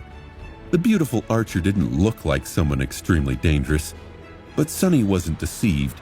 Weak people did not survive on the Forgotten Shore for years, especially not if their aspect ability made them the perfect person to venture outside the Dark City. With his unique aspect ability, Kai had to fight against the type of terrifying creatures that Sunny knew very little about, too. The flying abominations that lived in the clouds, like the Spire Messengers. Scary. Speaking of Kai, Sunny hastened his steps and caught up with the charming young man. Glancing at Cassia, who did not seem like she wanted to say anything to him, he frowned for a moment and then turned to Kai. Hey there, Knight. How's life? The archer looked at him with a friendly smile. Oh, hey. Good, I guess. I mean, the weather is nice. Sunny blinked a couple of times. The weather was never nice on the Forgotten Shore. It was either too cold, too damp, or too hot. Honestly, he even missed the Black Mountains sometimes. At least it was consistent. Not one to make polite talk, Sunny went straight to the question he really wanted to ask. So really, what are you doing here? Kai glanced at him with a bit of confusion. What do you mean? Sunny sighed. From what you told me, your life in the castle was nothing short of peaceful. You have enough shards to stay there for a long time. Everyone likes you, and even the host treats you nicely because of how useful your ability is. Why would you risk it all to go with us into the labyrinth? The beautiful archer lingered for a bit. Well, actually, I landed in a bit of trouble, I think. The deaths of those guards who locked me in the well are being used to frame Effie, are they not? Well, what if someone knows that I am connected to their disappearance? Won't I be in danger? Sunny thought about it for a bit, then reluctantly agreed. Makes sense, but won't the danger you face in this expedition be much worse than the one you are escaping from? Kai smiled. It certainly will, but Sunny, there is something else that you failed to consider. Sunny frowned. What's that? Please don't tell me that you became one of Nephis's converts. The charming young man chuckled. Converts? No, I don't think so. At least, not in the way that you think. He was silent for a long time, then sighed. Actually, I don't think that many people see things clearly, but really it's not that hard to understand. Turning to Sunny with a somber expression on his usually carefree face, Kai suddenly asked, I came to the Forgotten Shore 31 months ago. Do you know how many of us reached the Dark City that year? Sonny shook his head. The archer grimaced. Almost 400. And do you know how many are still alive? Less than 2. He was silent for a while. Which means that in just 2 years, more than half of us perished. People die all the time in the Dark City, you see. The castle may seem safe, but actually the host is constantly bleeding people. Every week, a few hunters don't return from the hunt. Every couple of weeks, a nightmare creature attacks the walls and kills several guards before they manage to drive it away or destroy it. Kai sighed. But most often of all, something comes into the outer settlement and simply drags people away. That's not even mentioning those who die of hunger, desperation, or by another human's hand. Do you see where I'm going with this? Sonny scowled, a new understanding dawning on him. Seeing his expression, Kai looked away. Indeed. Every year, hundreds of people die in the Dark City. And every year, hundreds more come to take their place. But Sonny, this year, there were only 4. Not 400, but just 4 people. How had he not thought about it before? Sonny's eyes widened slightly. Meanwhile, Kai continued. Which means that the Bright Castle never got the chance to recoup its losses. What happens if that spell cycle theory that people have is true, and 5 months from now, when the winter solstice comes, the same thing repeats itself? He shook his head, a dark expression on his face. It means that a year from now, there will be maybe 600 humans left in the Dark City, and 2 years from now, there will be only a dozen or 2. It takes a lot of people to maintain the semblance of civilization we have going on here, Sonny. Once we pass the point of no return, it will all come crashing down. The beautiful archer glanced at him and added in a heavy tone, Every non-combatant will die. Every fighter who is not powerful enough will die. Eventually, only a few strongest ones will be left. Am I strong enough to be among those few? I'm not sure.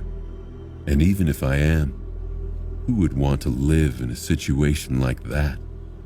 He turned away and stared at Nephis, who was walking ahead of them. So no, Sonny, I'm not a convert, but I will follow Lady Nephis to the edges of the labyrinth and back, because it's better to die trying to do something than to live on hiding your head in the sand. Don't you think? Just like that, their conversation ended. Sonny walked on in silence, thinking about what Kai had said. If the archer was right, then the future was indeed nothing short of disturbing. Of course, no one knew for sure how many sleepers were going to arrive here during the winter solstice. But now that he thought about it, Sonny felt that people who believed in the cyclic nature of the arrivals were almost right. He also believed that there would not be hundreds of new faces arriving on the Forgotten Shore in 5 months. However, while others expected that there would be a few dozen after a year, and 100 after that, he did not. For some reason, Sonny felt that there wouldn't be anyone else coming to the Dark City at all. He felt that the 3 of them and Castor were the last people to ever be sent to this hell by the spell. Gee, what's up with people today? First Effie and her doomsday talk, now this? I am already an extremely pessimistic person. I don't need anyone's help to feel terrible about the future. But as it turns out, he did need help. Those 2 conversations had opened Sonny's eyes to a serious problem. He was too short-sighted. He concentrated too much on the problems at hand and failed to see the bigger picture. Was it because both Effie and Kai had spent more time on the Forgotten Shore? Or was it because he had simply not paid enough attention to the details? Would things be different if he had? Just as Sunny glanced at Nephis, Cassia suddenly turned her head in his direction. Sunny frowned. What is it? She has been ignoring me this whole time, but now she wants to talk? Huh. The blind girl hesitated for a moment and then quietly said, Something is following us.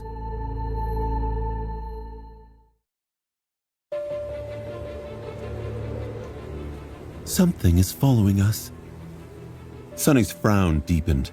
Not wasting any time, he moved forward and caught up to Nephis, Castor, and Effie. The huntress glanced at him and slightly tensed. Did your shadow notice an enemy? The shadow was currently a few hundred meters ahead of the cohort, scouting for any signs of danger. It never even glanced back, much less noticed what the looming threat was. Sunny shook his head. Cassia felt that we were being followed. I'm going to withdraw the shadow and send it back to take a look. Stay vigilant. Effie gave him a nod. Of course, as the pathfinder of the party, she was always vigilant. He was just warning her so that she could adjust her approach. The two of them were well accustomed to working together, so there was no need to waste words. Sunny commanded the shadow to return and fell back to the rear of the party. Once there, he concentrated on the shadows that surrounded them, trying to feel if there was something there that could not be seen. But there was nothing. Ahead of him, the rest of the cohort was silently preparing for the worst. Not wishing to let the unknown pursuer know that they were ready to act, no one summoned their weapons yet. No one had even turned their head. However, Sunny could see from the tension in their muscles that this peacefulness could explode into a storm of movement at any moment. Changing Star and her hunting party had not earned their fearsome reputation by mistake. Finally, the shadow was back. Not letting it rest for even a second, Sunny immediately sent it to observe the streets they had just left. His perception was split between its vision and his own. The feeling of vulnerability he experienced when the shadow was away heightened. Sunny sighed with grim resignation. The fact that he was at the back of the cohort and, as such, would be attacked first if anything happened did not help one bit. Calm down. You don't even know what's tracking the cohort.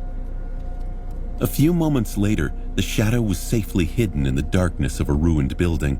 Observing the crossroad that one would have to pass to follow them, Sunny continued walking, pretending not to know anything. A few seconds passed in tense silence. Then a few more. Where are you? What are you? Depending on the nature of the mysterious pursuer, their response would be different.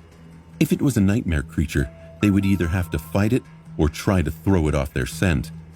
However, if the creature turned out to be one of the truly horrifying existences that stalked the ancient ruins, then things would get really tricky.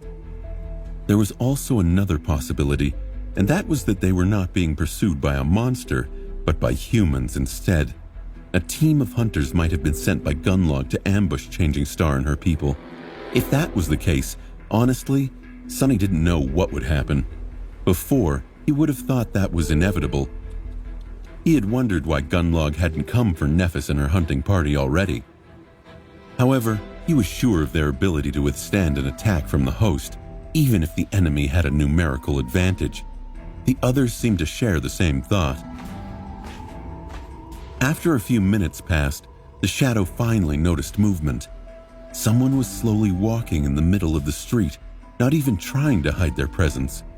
At first, Sunny thought that it was one of the revenants that populated the dark city. The figure, while human in appearance, was strangely crooked, with a dark, unadorned cloak hiding its limbs and features. But then, Sunny suddenly felt cold fear grip his heart. He recognized those glassy, lifeless eyes, the hideous pale face that terrified so many people. Horus. It was Horus, the murderous butcher who had torn Juby apart with his bare hands, Gunlog's cruel executioner and hidden blade.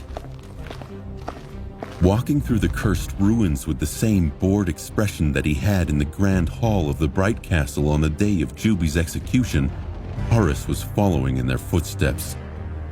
Gunlog did not send dozens of hunters to ambush Changing Star. Instead, he sent just one man. Sunny shivered. Damn it. Why am I so afraid of that guy? But he knew why. It was because deep down, he felt that they were alike. Horus was the personification of everything that Sunny was afraid to become. It should have felt like a slight. Gunlog didn't even bother to send a whole party after them, but the man he did send, he was frightening.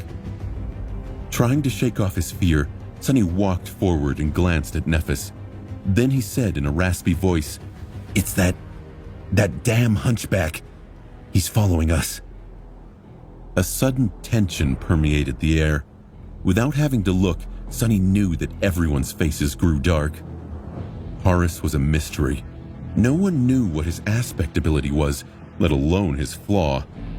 All that was known about this terrifying man was that he was very powerful, and that not a single victim of his had survived. Nephis frowned. Is he alone? Sunny nodded. Yeah. To his right, Castor quietly scoffed.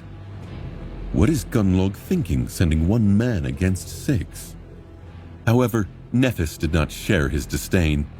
Turning to her left, she glanced at Effie. There was a grim expression on her face. What do you think? The huntress hesitated for a few moments. Then, looking down from her considerable height, she simply said, I think we need to run. Castor scowled. Run? Why? Surely no matter how strong Horus is, we can take him down. None of us are weak either, even if we can't defeat him one-on-one. Effie shook her head. You don't get it, do you? We can't fight Horus. No one can. Many people have tried, and they're all dead now. She gritted her teeth. He's a monster in human flesh, Castor. He is insanely powerful, but that's not even the problem. The problem is that no one knows his aspect. All we know is that once Horus comes for you, you die. Effie jerked her head at the noise. Castor's expression faltered at how jumpy she had become. Sunny looked towards the noise too, but there was nothing there. Effie sighed. I've seen many people try to resist once they caught wind that Gunlog is going to send Horus to get rid of them. Strong people, weak people. Some tried to fight him alone. Others recruited fearsome allies. Come the next morning, all of them were dead. No matter how powerful they were, or how many of them gathered to give him a fight, no one ever survived. Effie gave Castor a grim look. All that was left when they were found after was blood and corpses.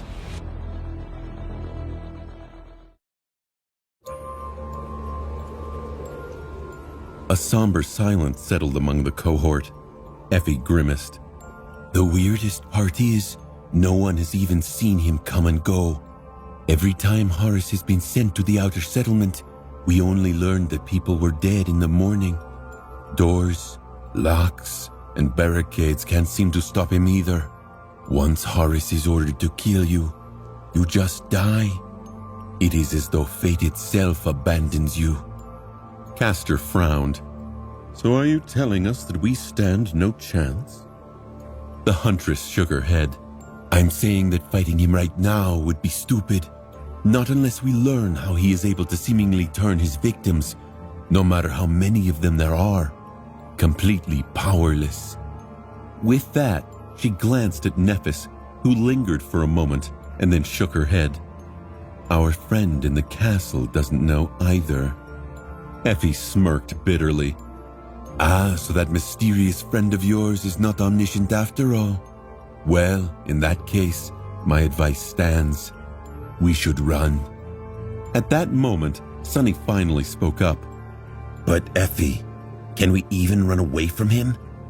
The smile disappeared from her face. Suddenly grim, she hesitated for a while and then said, I know of a way, but it's going to be dangerous. Very dangerous. However, I don't know how else to shake him off our trail, so...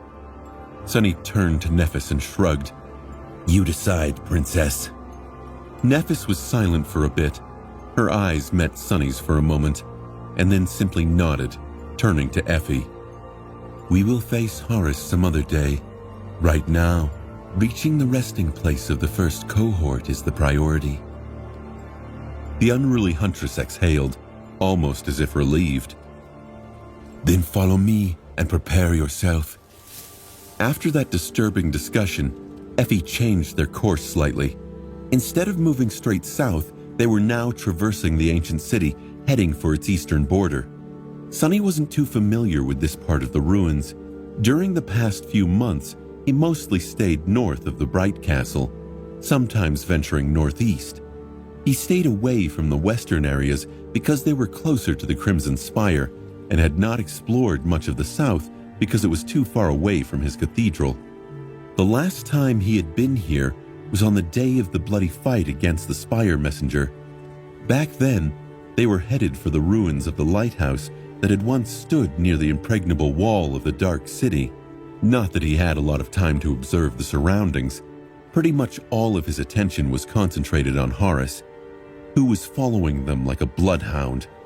He didn't like having to stare at the menacing hunchback at all. Why don't you go fight some fallen creature and die, bastard? However, Horus seemed to know the ruins just as well as Effie.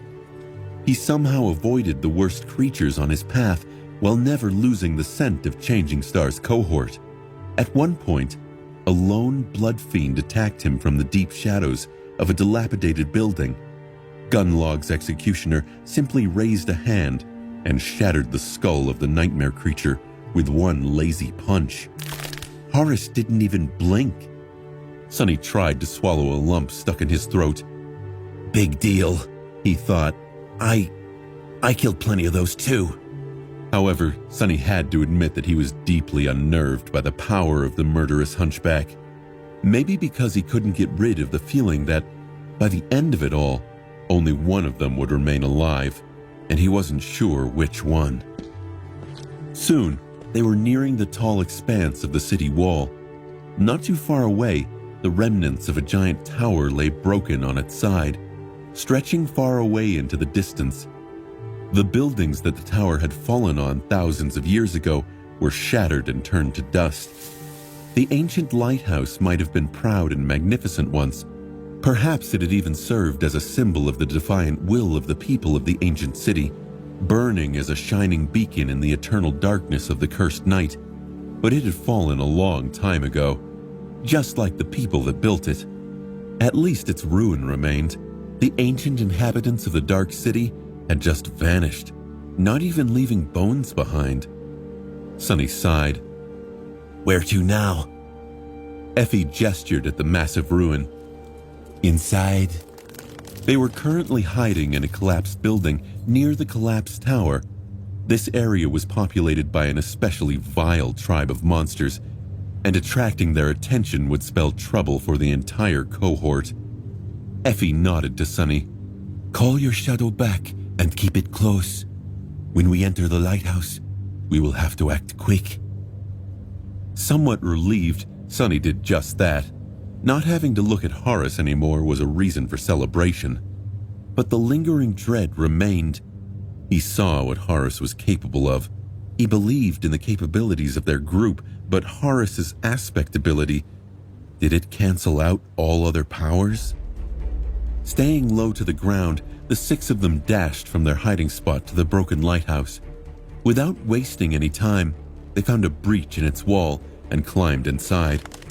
Effie summoned her radiant memory, bathing the interior of the ruined tower in light. Due to the fact that it was currently lying on its side, they found themselves in a massive, echoing tunnel. Looking around, Effie found her bearings and led them deeper into the tunnel, extreme tension apparent in her every move. While walking, she began to speak. Listen to me very carefully and do as I say. Once we're inside, don't separate from the group. Stay together and keep your weapons at hand. The place we're going to is full of nightmare creatures. They're not too strong, but they're special. She bit her lip. Don't even try to kill them. Just defend yourself and keep moving. If you stop, you'll most likely die. Same thing if you slow down and get yourself surrounded. But if we can preserve our formation, we might survive. I hope. Sonny balked at her. He thought, You hope? What do you mean, you hope? before Sonny could voice his outrage, they reached their destination. Right in front of him, the floor of the tunnel was broken, forming a narrow crevice. It was filled with darkness, leading deep down into the ground. And then deeper still. No matter how hard he tried, he couldn't see what was at the bottom. The huntress glanced at him. What are you waiting for, doofus? Jump! Sonny gulped. You want me to jump? Into that? By his side, Kai sighed and looked down on his freshly cleaned, stylish armor. An expression of pure sadness appeared on his beautiful face. Oh well, here we go again.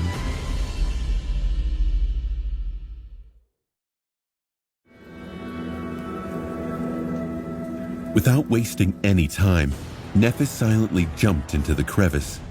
Just before she did, white flames ignited in her eyes. If she was afraid, she hid it well.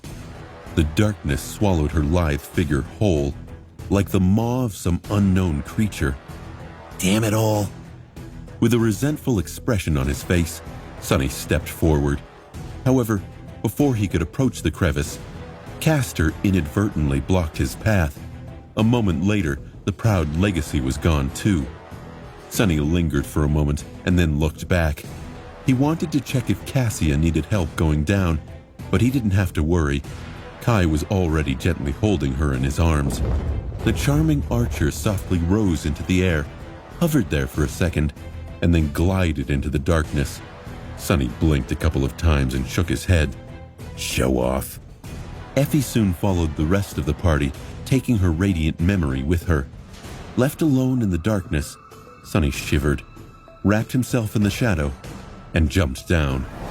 He fell for a few seconds and then landed on hard stone, the impact sending a painful tremor through his bones.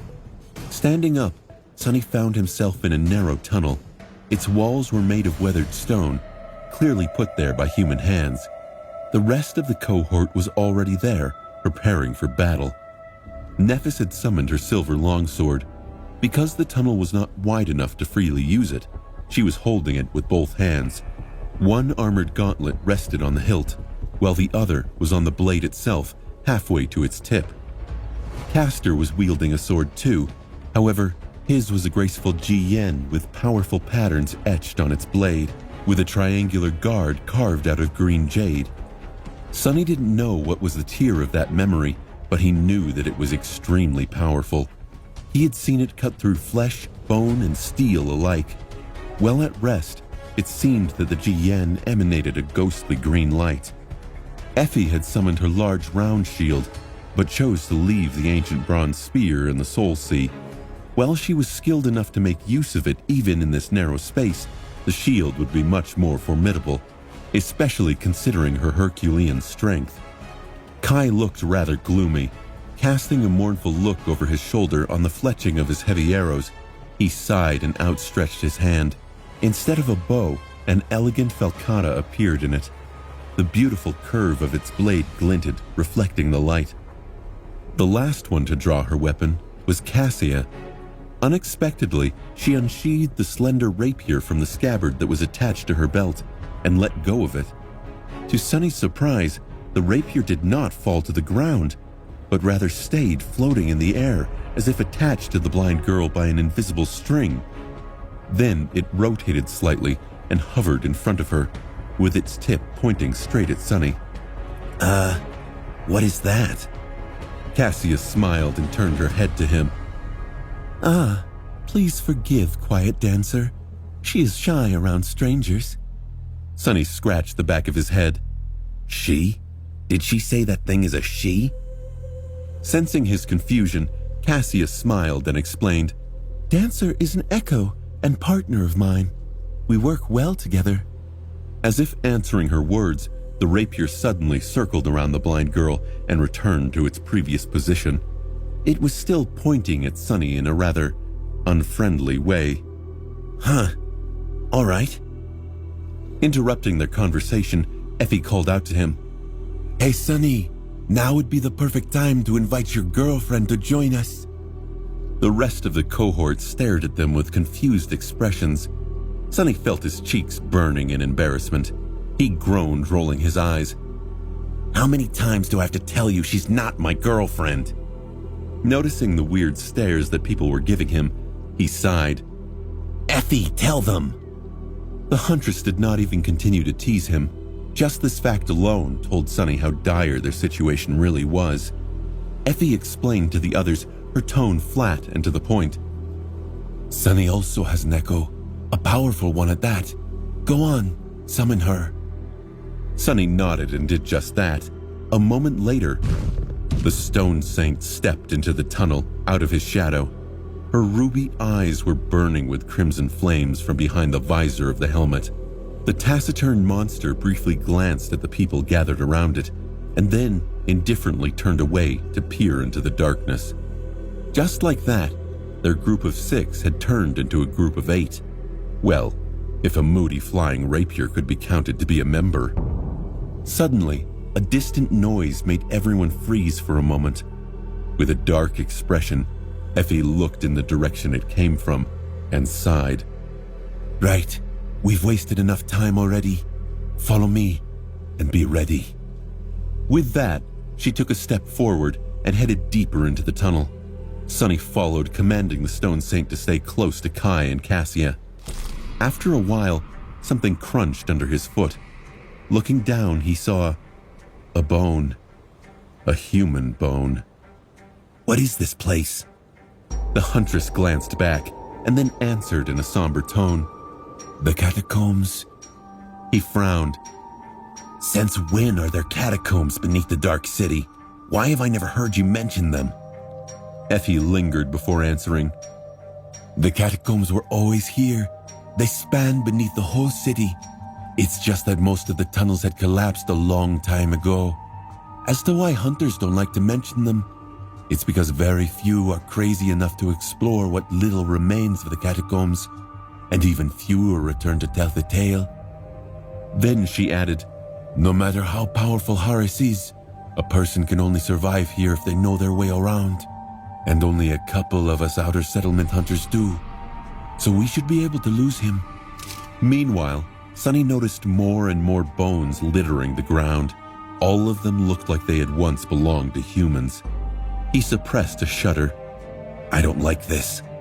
Looking up, he asked, Can we get back to that thing you said about how very few people manage to escape from here alive? Why is that? The huntress grimaced.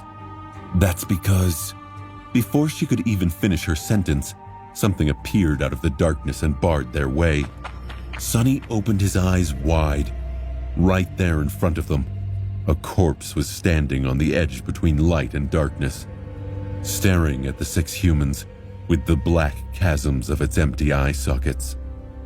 No, not really a corpse. A skeleton. Defying all laws of logic and physics, a creature made of nothing but human bones suddenly lunged forward, baring its teeth in a hungry grin.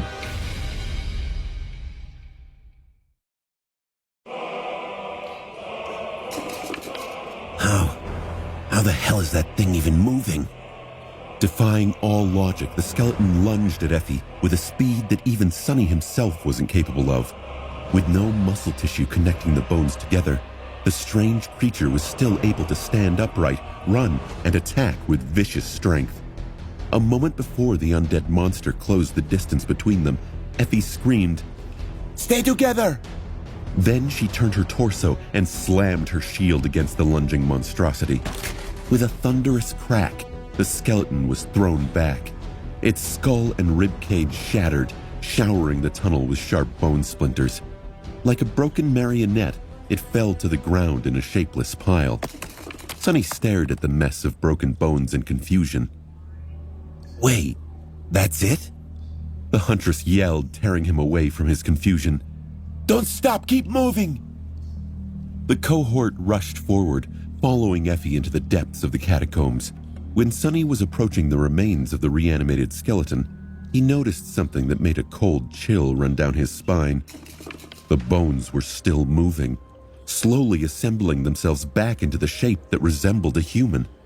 Just as he stepped past the creature, one skeletal hand suddenly thrust in his direction, trying to claw at his leg. If not for Sonny's quick reaction, it might have succeeded in injuring him. With one slash of the midnight shard, he crushed the clawing hand and threw it away. Falling on the stones a few meters back, the hand remained motionless for a moment, and then began crawling back to the quickly recovering skeleton. The monster was being rebuilt by some terrifying invisible force. Drawn by its unseen pull, the bones were putting themselves back together, one after another. Those too damaged to be of use were simply replaced by one of the bones scattered on the floor of the tunnel. Soon, the skeleton would inevitably rise again. A disturbing thought entered Sonny's mind. He finally realized why Effie had told them to keep moving instead of trying to kill the nightmare creatures populating the catacombs. Was it because these creatures were immortal? Or rather, undead? Sonny felt a sickening feeling that he was right. If so, things were going to turn from bad to harrowing pretty fast.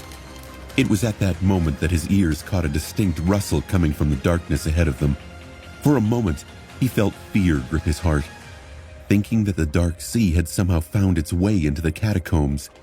But no, this wasn't the cursed sea.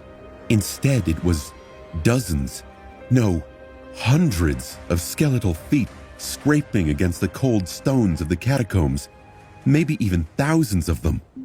The hordes of undead monsters populating the catacombs were coming to rip the 6 humans apart. With a grimace of dark resentment on his face, Sonny gripped the midnight shard tighter and hurried after the other members of the cohort. Sonny grunted and thought, Come and get it, bastards! Pretty soon the undead creatures were upon them, first in ones and pairs, and then in small groups. The bloodthirsty skeletons assaulted them in a constant stream, appearing from the darkness of the catacombs. They lunged at the cohort in a whirlwind of bony claws and teeth, each bearing the same eerie skeletal grin. Effie and Nephis, who were at the front of the group, faced the brunt of the attacks. Effie let out a battle cry and smashed her shield into a cluster of skeletons. The huntress exerted her inhuman strength, bulldozing through the skeletons like an incarnation of ancient fury. Her round shield acted as a wrecking ball, shattering the undead monsters left and right. Nephis fought with the elegant fluidity of water, but also with the crushing force of a devastating flood. She was holding the long sword by the blade, using its crossguard and pommel as an improvised mace. With white flames dancing in her eyes, she moved from one skeleton to another, skillfully deflecting their blows and crushing one skull after another. If anything got past them, Castor was there to deliver the finishing blow. His sword shone with a ghostly green light, slicing through bones as if without meeting any resistance. The proud legacy fought with graceful precision, always managing to immobilize the enemy with just one clean strike. The skeletons fell to his sword before even having a chance to retaliate. The 3 powerhouses made paving the path through the horde of monsters seem almost easy. However, Sonny knew that it was anything but. Each skeleton was stronger and faster than a human could ever be. It took incredible skill, resolve, and coordination to cut through their ranks without slowing down even for a second. Soon he was forced to taste the true menace of these undead abominations for himself. Sonny, Cassia, and Kai managed to be spared from the brunt of the battle at first, but with each passing minute, their situation worsened. Soon, their swords started clashing, fending off a few skeletal limbs that reached through the front group. The catacombs were a real maze. More and more often, the tunnels they were taking began to open into complicated crossroads and connect with other branching paths. When that happened, undead creatures would lunge at the cohort from the side, bypassing the impenetrable barrier of Changing Star and her 2 champions. More than that, as the number of skeletons destroyed by them increased and several minutes passed, the abominable monsters began rising back from the ground and dashing in pursuit of the party, soon attacking it from the rear. Eventually, the cohort was constantly assaulted from all sides.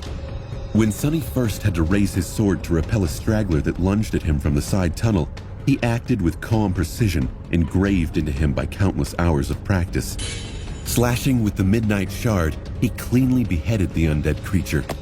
Augmented by the shadow, his tachi managed to cut through solid bone without much effort.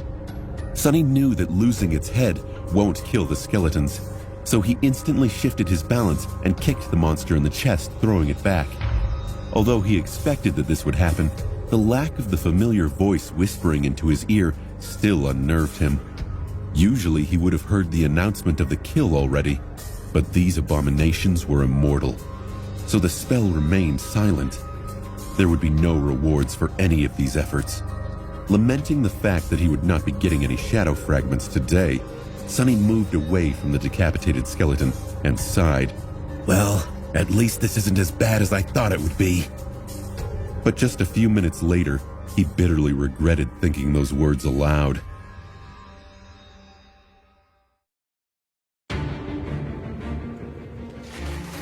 Once the cohort was surrounded from every side, Sonny, Cassia, and Kai had to join the battle in earnest. Sonny wasn't too worried for the blind girl and the archer because they were protected by both the Stone Saint and the Quiet Dancer. His shadow was probably the worst enemy the bloodthirsty skeletons could face.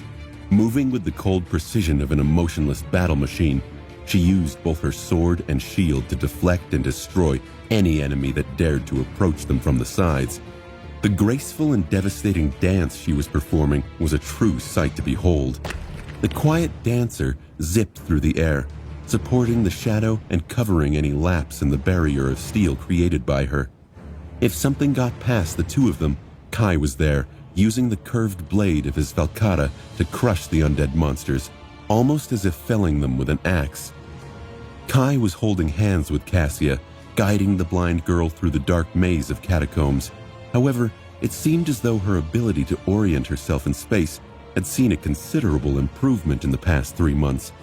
It was perhaps due to the connection she shared with the flying rapier, or simply from gaining more and more experience in the dream realm. She was now able to move quickly without using her wooden staff for support at least. Looking at the two of them, Sonny grew somewhat sullen. Both Kai and Cassia were incredibly beautiful people. Holding hands and surrounded by nothing but darkness and monsters, with the charming young man gripping an elegant sword, they looked like an image from a book cover. They looked perfect together. Sonny, on the other hand, well, at least he had his shadow to keep him company, and the ordinary rock. However, he didn't have a lot of time to wallow in self-pity because he was the second most important role in this furious moving battle, holding the rear of the cohort all by himself. He huffed and prepared himself. Let me show you what I'm capable of. As more and more skeletons rose from the ground and attacked the party from behind, Sonny had to really exert himself. At first, he only had to fight one undead monster at a time. Despite their tremendous speed and strength, the skeletal creatures were not that hard to defeat. They seemed almost mindless, always attacking in the most straightforward way possible. They had no finesse, only brute force. Of course, a less prepared person would have been torn apart by these fierce creatures a long time ago, but Sonny was not the same weak and inexperienced kid he had been 7 months ago. The harrowing trials of the Forgotten Shore, as well as his tenacious will and grim resolve, had turned him into a fearsome creature too.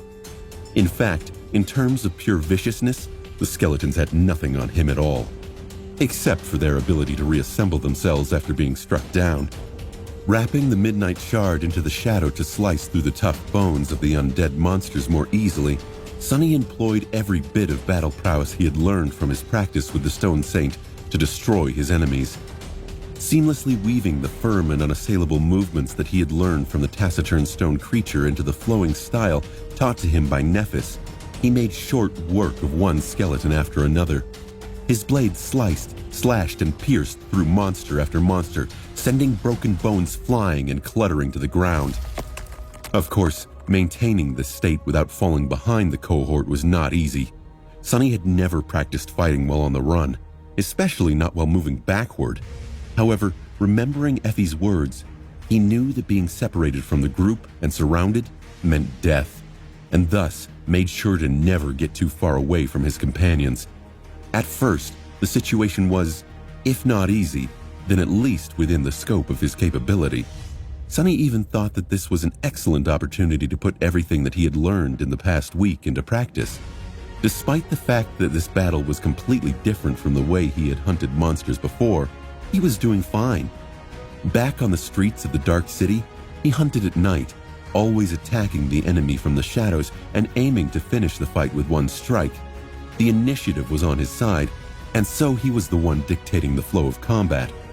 However, in this very moment, things were completely reversed. Sonny was the one being attacked, with enemies suddenly appearing from the darkness and instantly lunging at him. Put on the defensive, he had to react to the enemy attacks as opposed to being the one attacking. And yet, he was managing.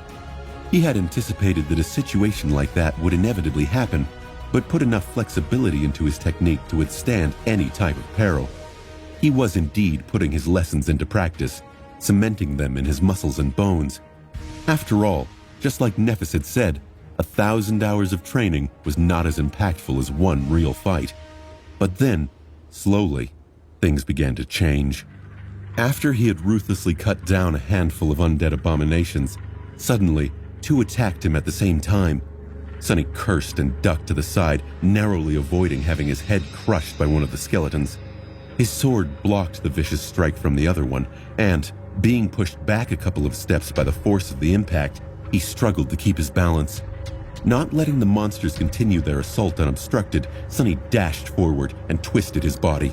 Kicking one creature in the chest, he used it to propel himself toward the other one, and put all that weight into a devastating downward slash. The skeleton crumbled into a pile of broken bones, and the edge of the Midnight Shard scraped against the stones, causing sparks to fly into the air. Knowing that his momentum was too strong to stop now, Sonny instead went with it, rolled over his shoulder, and got back to his feet just in time to meet the attack of the remaining monster face to face. His sword cut a sharp arc, severing both arms of the skeleton. Sonny instantly sidestepped the undead creature and delivered a low horizontal slash, breaking its legs. Making sure that the monster wouldn't be standing up anytime soon by piercing its skull with the tip of the Midnight Shard, he hurried to catch up with the cohort. Briefly glancing at the rest of his companions, he made sure that they were not dead yet, and swiftly turned around, ready to face the next monster. Then, his heart skipped a beat. Curses! 3 skeletons were rushing at him, menacing grins frozen on their skinless faces.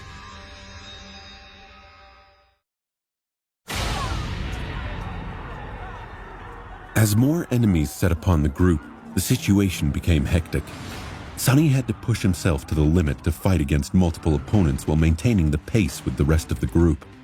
Knowing that slowing down meant death, he slashed, dodged, blocked, and moved back without allowing himself even a moment of respite. Slowly but surely, countless wounds began accumulating on his body. His best efforts, impressive as they were, weren't enough, so he pushed himself past his limit. After all, this was the exact situation he had been preparing himself for by enduring the ruthless onslaught of the Stone Saint day after day. The inevitability of having to fight against an overwhelming force. Dark, vehement fury ignited in his chest, washing away pain and fear. Come and get me.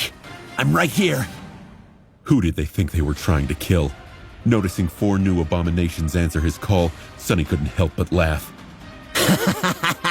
Good, bring it on.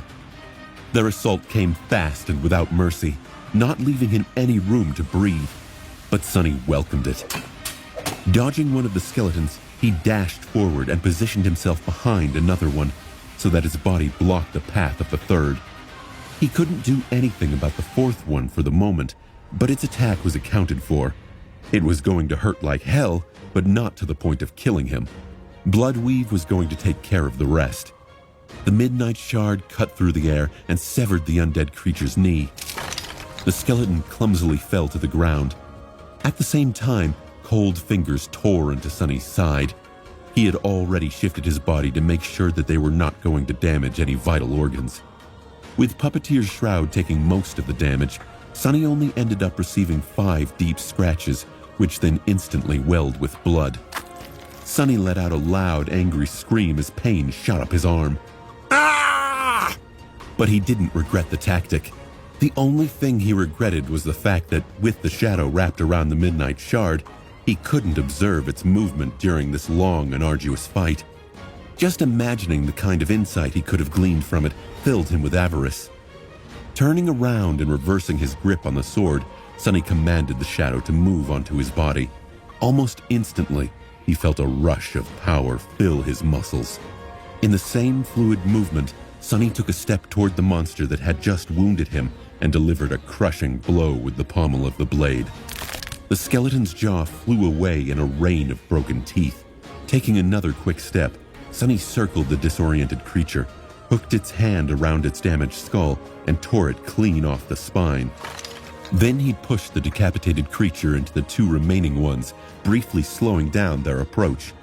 By the time the undead abominations regained their balance, Sunny was already upon them. The Midnight Shard flashed 3 times, turning the 3 skeletons into 3 piles of bones. Taking a step back, he narrowly avoided the claws of the last remaining skeleton, the one whose leg he had chopped off at the start of the skirmish.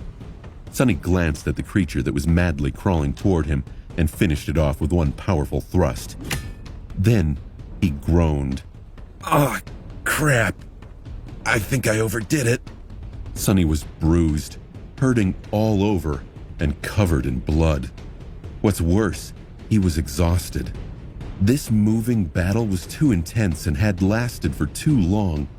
Even with his endurance enhanced by the blood weave, he was nearing the point where his performance would start dropping rapidly. Once that happened, he would die.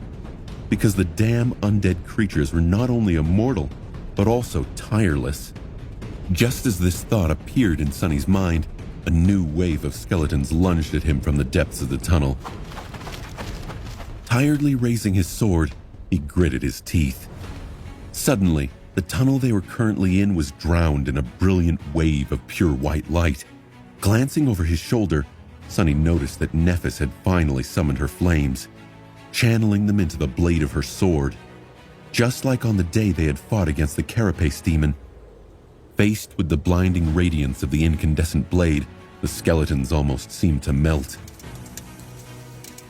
Sunny sighed in relief. Perfect timing. Using the momentary disorientation of his own opponents, Sunny dashed back and commanded the Stone Saint to switch places with him. As they passed each other, he sent the shadow from his own body onto that of the taciturn Stone Knight. Almost immediately, the Stone Saint's eyes blazed with menacing carmine fire. Her skin shone with dark radiance, and wisps of ghostly gray fog appeared from beneath her stone-like armor, like dancing flames. The impenetrable darkness of the catacombs suddenly seemed to become even deeper, embracing her like a vast black mantle. Sunny smirked. Nephis wasn't the only one with tricks up her sleeve. A second later, the echo crashed into the undead creatures, sending splinters of bones and severed limbs flying through the air. She proceeded to massacre them, moving from one to another in a graceful storm of darkness and destruction. Taking the Stone Saint's place near Kai and Cassia, Sunny was able to rest for a few seconds. His battered body was screaming with pain, and the gray fabric of the puppeteer's shroud had turned heavy with blood. With 2 wielders of divine aspects activating their hidden cards almost simultaneously, the cohort got a chance to catch their breath for a few short moments. However, it was clear that this calm wouldn't last long. Sunny didn't really want to show all his cards yet, but the situation left him little choice. He doubted he could continue this mad dash for much longer. Plus, chances were that the rest of the party, preoccupied as they were with their own share of the undead monsters, would either fail to notice the sudden alteration happening to the Stone Saint, or assume that it was just an ability of hers. Using the opportunity, Sunny took a look at the condition of his companions. It was not good. Changing Star's armor was battered and torn, with blood seeping down her right side. Effie's shield looked like it was on the verge of coming apart, while her white chiton was painted red. Castor managed to preserve some semblance of a collected look. However, there was a deep gash under one of his eyes, his face bloodied and grim. Kai was doing not much better. He was pale and visibly exhausted, his auburn hair disheveled and soaked with sweat. Sonny didn't even want to think about his own sorry appearance. Only Cassia, whose Tier 6 armor made her less likely to be attacked by an enemy, looked more or less intact. However, her flying rapier had several visible nicks on its slender blade and looked tired and dispirited overall, as much as a flying weapon could look like anything. In short, one thing was painfully apparent from their state. If things didn't change soon, all of them were going to die. Skillfully using his sword to cut down a skeleton that had suddenly lunged at him from a side passage, Sonny strained his lungs and shouted, Hey, Effie! How far are we from the exit from this damn place? When is this going to end? Swatting away an undead monster of her own, the huntress briefly glanced back and grinned. What end? This was just a warm-up. If this was the warm-up, then they were surely all doomed.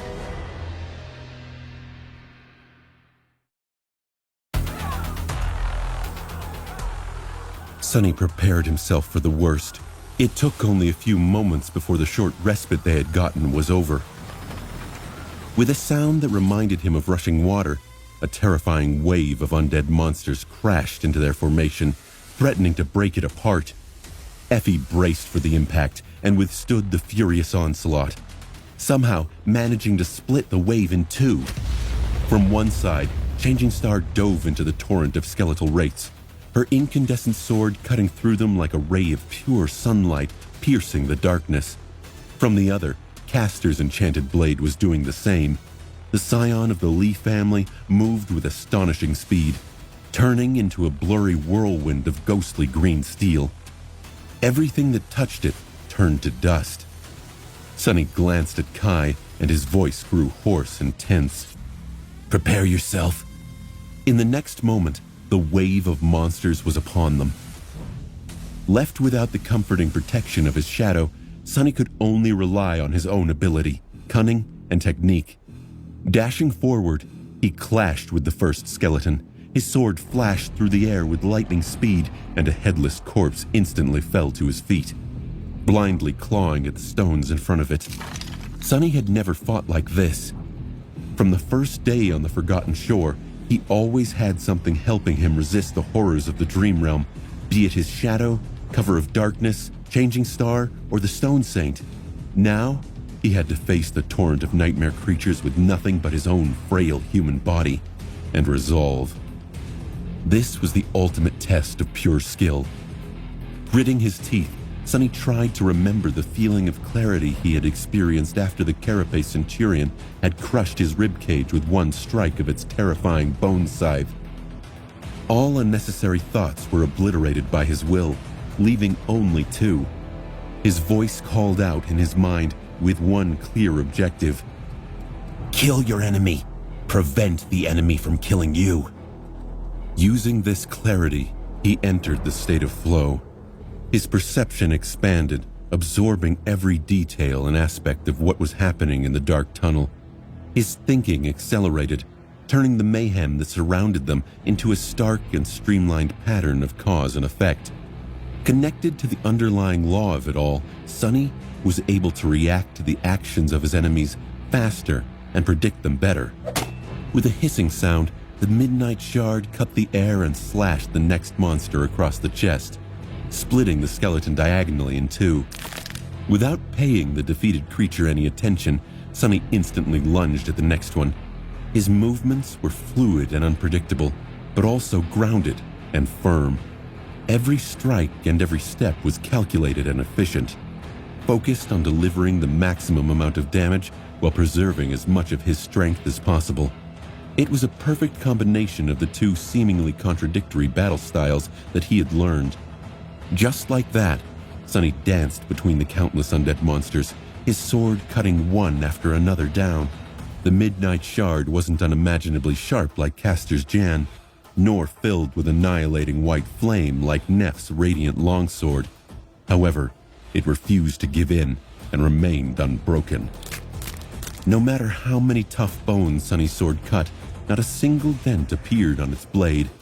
With blood streaming down his body and sweat biting his eyes, his muscles on the verge of breaking apart, and his lungs desperately burning for air,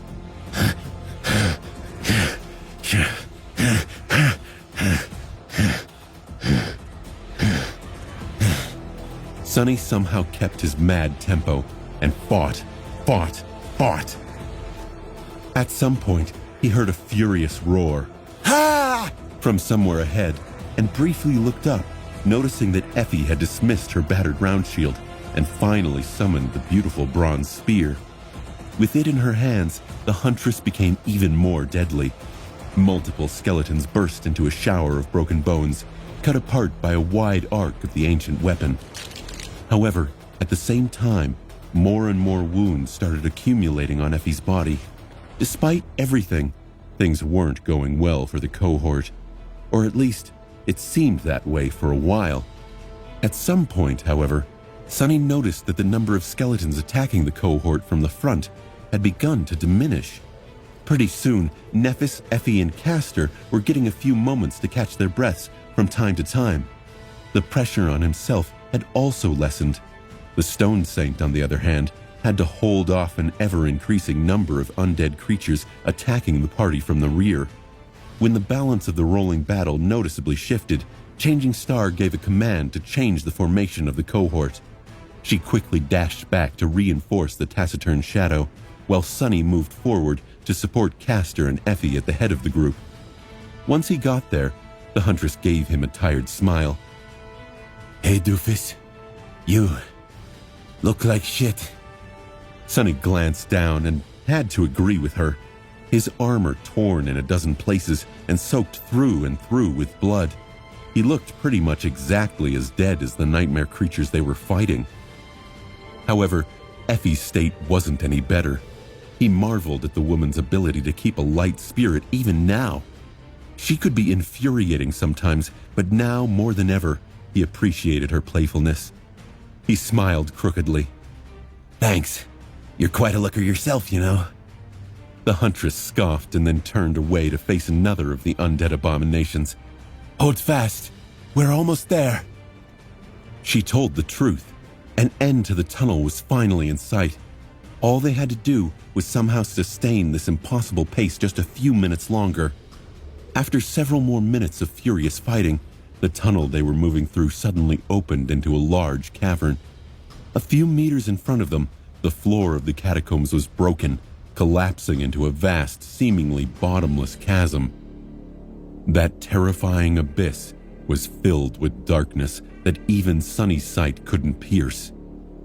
The chasm was no less than 40 meters across and stretched far into the distance to both left and right, like a dark border separating the world of the living from the world of the dead. A rickety rope bridge was drawn across it, connecting to a similar-looking tunnel at the other end of the abyssal chasm. The rope bridge looked like a derelict of ancient times. It was flimsy, slippery, and rotten through and through. Sunny's eyes went wide and his heart sank. He swallowed and said silently, She doesn't expect us to actually use it, does she? It's so obvious that this thing will collapse as soon as we step on it. Has she not seen any action films? Even if others somehow survive, there's no chance that I, with that damn fated attribute, will make it to the other end. Sunny turned to Effie and scowled, really hoping to be surprised by her answer. So, what now? The huntress looked at him in confusion. What else? We crossed the bridge.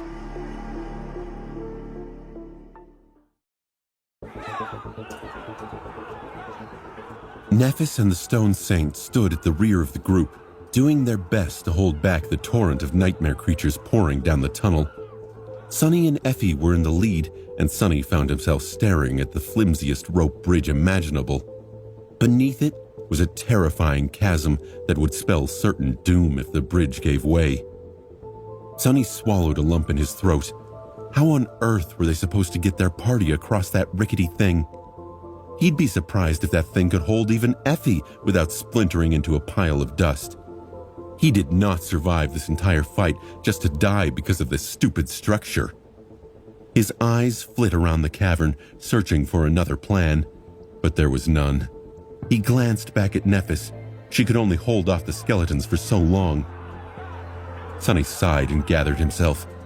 At least the damn thing was empty of the skeletons. The path to the other side of the chasm was clear. While Sonny was consumed by these unhappy ruminations, Effie and Castor quickly threw the few undead creatures remaining in front of them over the edge of the chasm. Finally safe from their constant attacks, most of the cohort took a chance to quickly catch their breaths.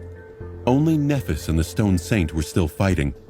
In fact, the overwhelming pressure of the pursuing horde had grown so heavy that they were barely holding on. Two figures, one shrouded in shadows, the other bathed in pure white light, were slowly buckling under the furious onslaught of the army of the dead. Sonny gritted his teeth. If nothing changed, they were going to be the ones being thrown into the dark abyss very soon.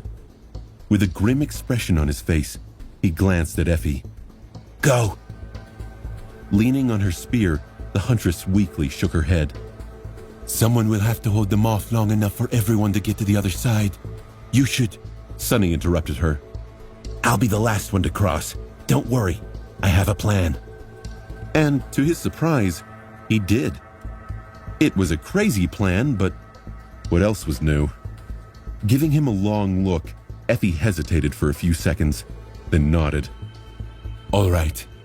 Stay alive, Sonny. He quietly chuckled. Aw, I didn't know you cared. She stared at him for a bit and smirked. No, it's just that if you die, pretty soon I'll have to fight your scrawny corpse. So, don't do that, okay? With that, Effie beckoned others to follow her and stepped on the rickety bridge. Sonny blinked a couple of times, watched her go, then turned his back to the chasm and sighed. He thought, Right. What else did I expect? in any case, there was no way back now. Brandishing the Midnight Shard, he dashed forward and joined Changing Star and the Stone Saint in their desperate fight. Dispatching a couple of skeletons, Sonny briefly turned to Nephis. Retreat to the bridge. Saint and I will hold them off. Her eyes shone with white flames through the visor of the Starlight Legion armor's helmet. A moment later, he heard a hoarse voice. Are you sure? He dodged the claws of an especially menacing monster, bashed it away with the pommel of his sword. Yes, but Another undead creature fell to the Midnight Shard. when you get to the other side, you need to destroy the supports of the bridge. Do you understand? Changing Star hesitated, almost missing the timing of her attack. What about you? Sonny laughed. Don't worry about it. I have a way to get across. Neff didn't answer for a while. Finally, she simply nodded. All right. Not one to waste words, Changing Star didn't say anything else. When the opportunity presented itself, she silently retreated, letting Sonny take her place. Sonny steeled himself. Now, for the hardest part. With Nephis gone, all the monsters of the catacombs descended upon the Stone Saint and him. Sonny cursed, feeling that the tiniest mistake would spell his doom. The onslaught of the undead horde was beyond anything he had expected. Desperately trying not to drown in the torrent of ferocious abominations, Sonny fought with everything he had left. Damn it all! How the hell was she able to hold this position for so long? Not prone to heroic displays, Sonny used the Stone Saint as a meat shield. Stone shield? And hid behind her from time to time, emerging from the cover of the taciturn monster only to deliver a strike or two and disappear again. The two of them worked beautifully together, almost as if sharing one mind. Well, what else did he expect? She was his echo after all.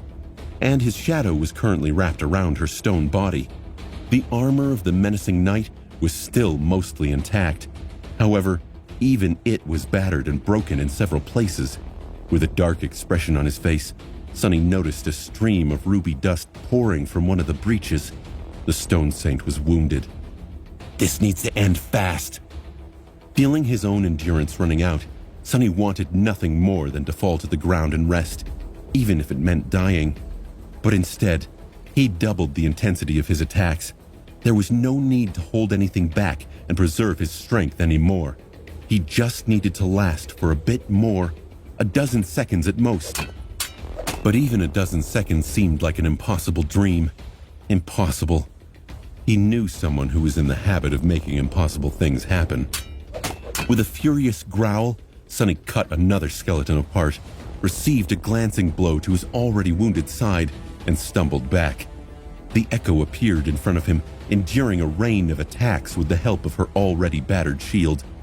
Her feet slid on the stones, but the taciturn knight stubbornly held. He glanced back at the bridge. It was still standing. Why hadn't Nephis cut it?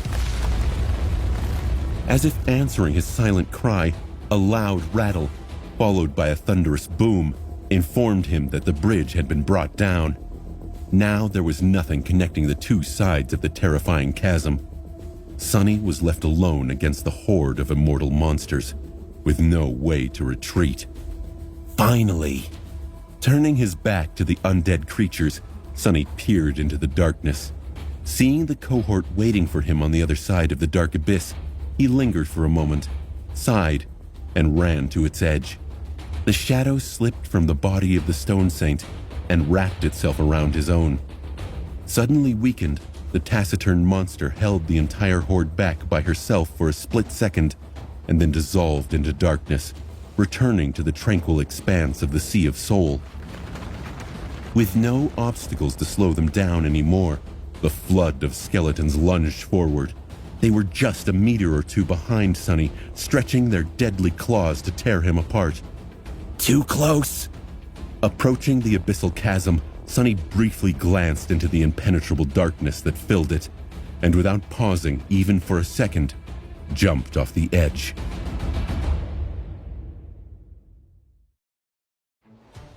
Jumping into the bottomless dark abyss, Sonny briefly regretted every decision he had ever made in his life. How did he end up in this situation? Where did he go wrong? However, there was no time for self-reflection. He wasn't ready to see his whole life flash before his eyes yet. There were more pressing matters. Before the momentum of his jump waned, Sonny summoned the Prowling Thorn. By the time the triangular dagger materialized in his hand, he was already beginning to fall. Not wasting any time, Sonny threw it with as much power as he could, while simultaneously sending the shadow from his hand onto the blade of the Midnight Shard. The throwing dagger flashed in the darkness of the underground cavern, streaked the wide chasm, and embedded itself into the hard rock on the other side of it. Because of the enhancement of the shadow, it got deeply lodged in the stone. Sonny felt a wave of relief wash over him. Yes! A moment later, the unbreakable string connecting the Prowling Thorn to Sonny's wrist drew tight. Instantly, his hand was violently jerked forward. Holding on for his dear life, Sonny swung through the darkness with incredible speed. Behind him, dozens of skeletons plummeted into the chasm, with more being pushed down with each second. However, he was already far away. Ha! Enjoy the trip, you bastards! A couple of seconds later, all humor was smashed out of him by the hard impact against the opposite wall of the crevice. Sonny tried to soften the blow a little, but it still hurt like crazy. His bones groaned, on the verge of breaking apart. A couple of them probably did. Sonny blacked out for a moment or two. When he came back to his senses, his wrist was in agony. With the invisible string of the Prowling Thorn slowly cutting deep into his skin. Hissing, Sonny gripped the thin string with his other hand and relieved a part of the pressure. Then he looked up. 10 or so meters above him, 5 pale faces hovered above the edge of the cliff.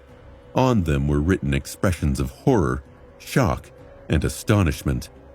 Sonny let out a surprised chuckle. As he realized that none of his companions knew that he had this memory. To the cohort, his desperate trick must have looked like simple suicide. From the perspective of people who didn't know about the secret enchantment of the Prowling Thorn, Sunny just took a running start and jumped into the abyss, only to disappear into its darkness without a trace. It was as though he had chosen to sacrifice his life to give the others a chance to escape. Like some sort of a stupid hero. Surely they had to know him better than this by now. Swinging on the invisible string, Sunny strained his aching chest. Hey, everyone! I'm down here! Slowly, 4 of the 5 faces turned to look straight down. Their expressions were rather comical. Cassia simply tilted her head, and her expression was priceless as well. Grinning, Sunny began to climb up. Since the string of the Prowling Thorn could change its length at will, he commanded it to shorten and rode comfortably all the way up, stepping lightly on the vertical wall of the chasm from time to time to make the process faster. Soon, he climbed over the edge of the cliff and sprawled on the cold ground, breathing heavily.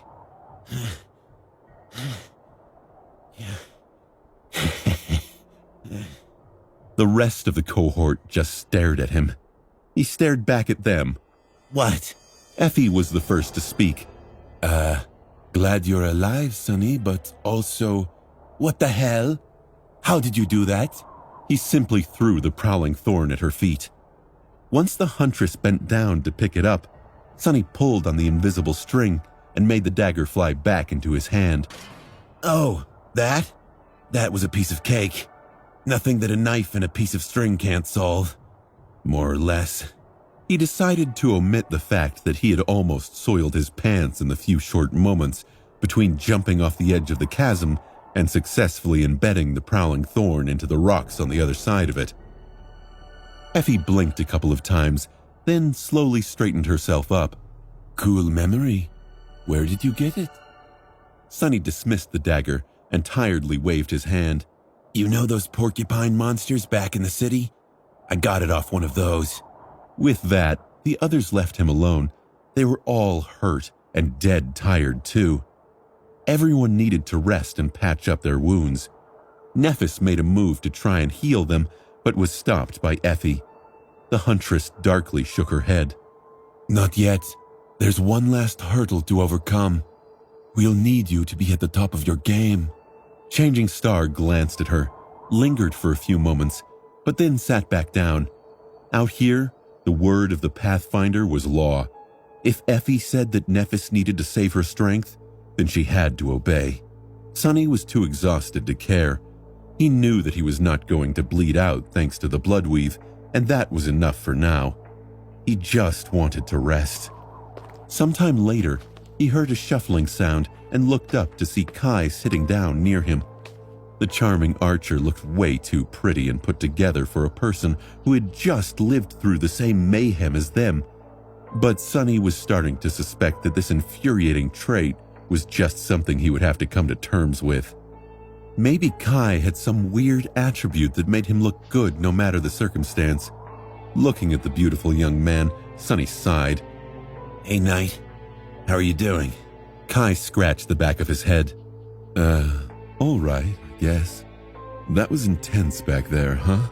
Sunny nodded. Yeah. So, what's up? The charming archer hesitated for a bit.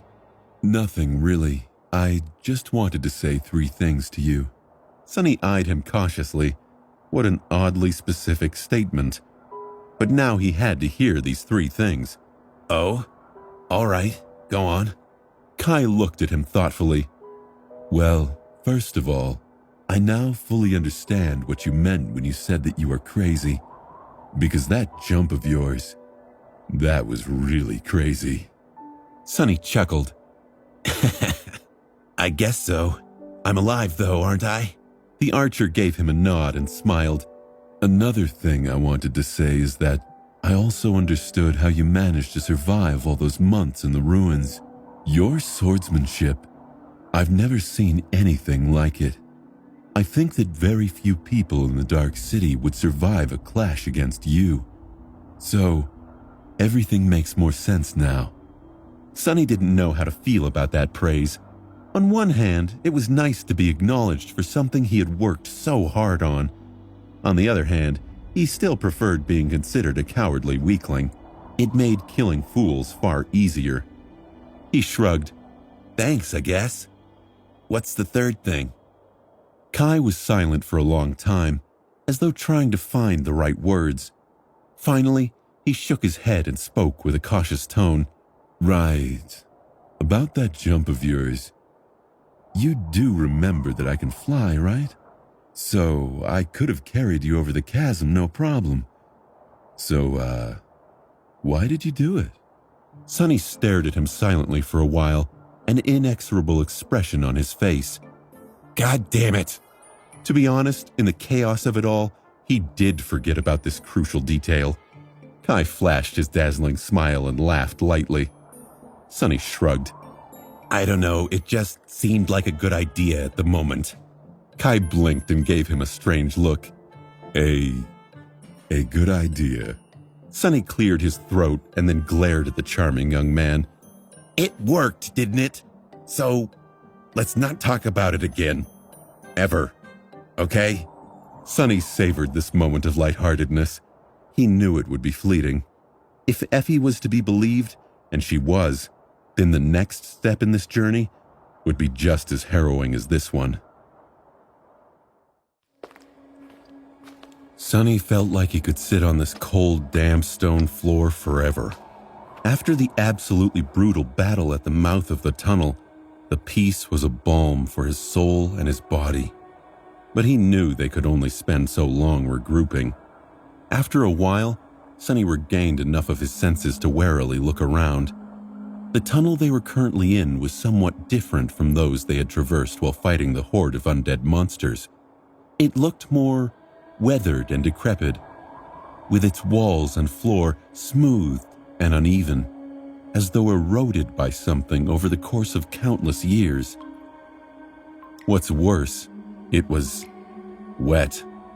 With a cold shiver, Sonny realized that they were surrounded by puddles of black water. The smell of sea salt permeated the air.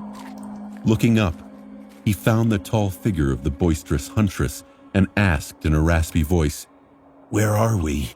Effie glanced at him and gestured up. 100 meters or so below the surface, pretty much exactly under the city wall. He stared at her blankly, slowly thinking through the implications of the statement. Could this be where the water went at night when the tide went out? He had always thought the tides were naturally occurring, but maybe there was even more to the city than he suspected. If we're under the city, does that mean... Sonny let the implication dangle in the silence. The huntress gave him a nod. Yeah, you guessed correctly. Come night, this place is going to be full of seawater. That chasm behind us is what prevents the catacombs from being flooded by the dark sea. Effie sighed tiredly. So unless we want to drown or be eaten by some depth dweller, we need to get out of here as soon as possible. Sonny closed his eyes, imagining a roaring torrent of black water erupting from the mouths of countless tunnels and falling into the abyssal chasm like waterfalls made of pure darkness. Yeah, if they were still underground when that happened, sea monsters would be the least of their problems. The sea itself would kill them. Luckily, the day was still young, and the group had already been able to heal up a decent amount. Sonny was not the only person listening to Effie's words. A few moments later, Nephis rose to her feet and glanced at the members of the cohort. Her pale face was calm and composed. Time to go. Gather your strength. With sighs and groans of pain, everyone stood up. Sonny was the last one to follow suit. His muscles ached, and he thought to himself, Ouch, that hurts. I'm really starting to wonder if fighting Horus was a better choice. But the truth was, as terrible as the battle with the skeletons might have been, they were at least predictable. Gunlog's wicked enforcer, on the other hand, was a complete unknown. There was nothing worse than facing an enemy that you knew nothing about. Nephis's voice pulled Sonny from his thoughts. Let's move.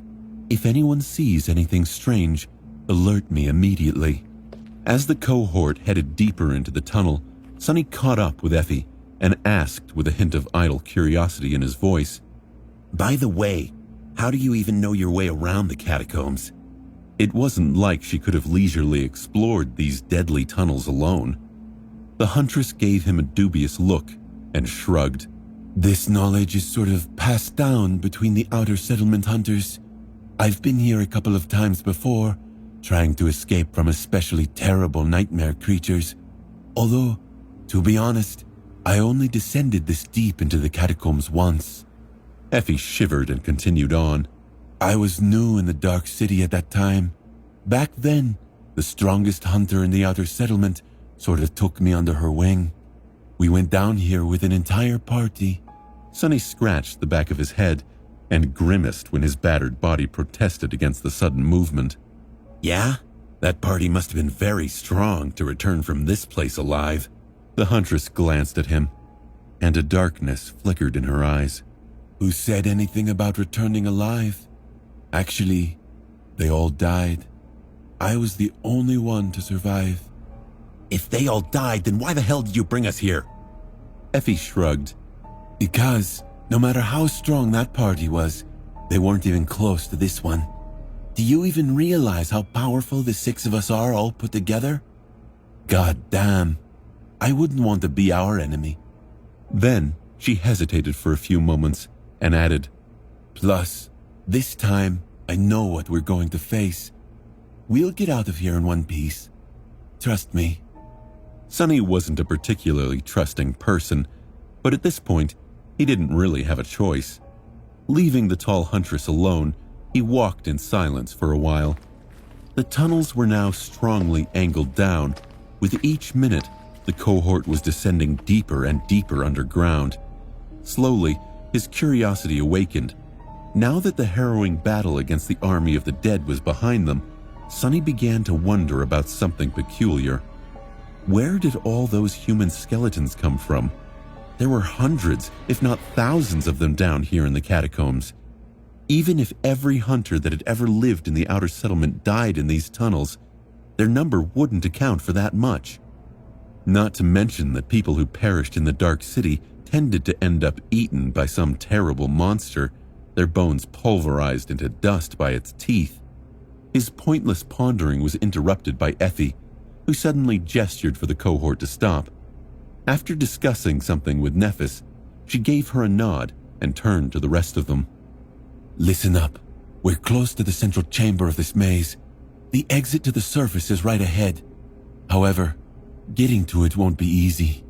The tall huntress hesitated and then said, If we want to make it outside, we will have to act fast. There's a big fat bastard of a nightmare creature that lives in that chamber. However, it takes time for it to fully wake up. So don't stop to look at it. Don't panic. Don't lose your cool. It might look scary, but if you follow Neph and do what she tells you to do, you should be all right. She waited for a bit to make sure that everyone understood her meaning, and then grinned. All right, if everyone is ready, let's go meet the Lord of the Dead. Sonny's brow furrowed. The Lord of the Dead? This creature they're going to have to sneak by is called the Lord of the Dead? Sonny did not like the sound of this name one bit. Sonny summoned the Midnight Shard and reluctantly followed after Effie. They swiftly entered the giant underground chamber. Once Sonny saw what was inside of it, his eyes grew wide. He finally understood where all those skeletal wraiths came from. He also understood where the inhabitants of the ancient city had gone. They were all here.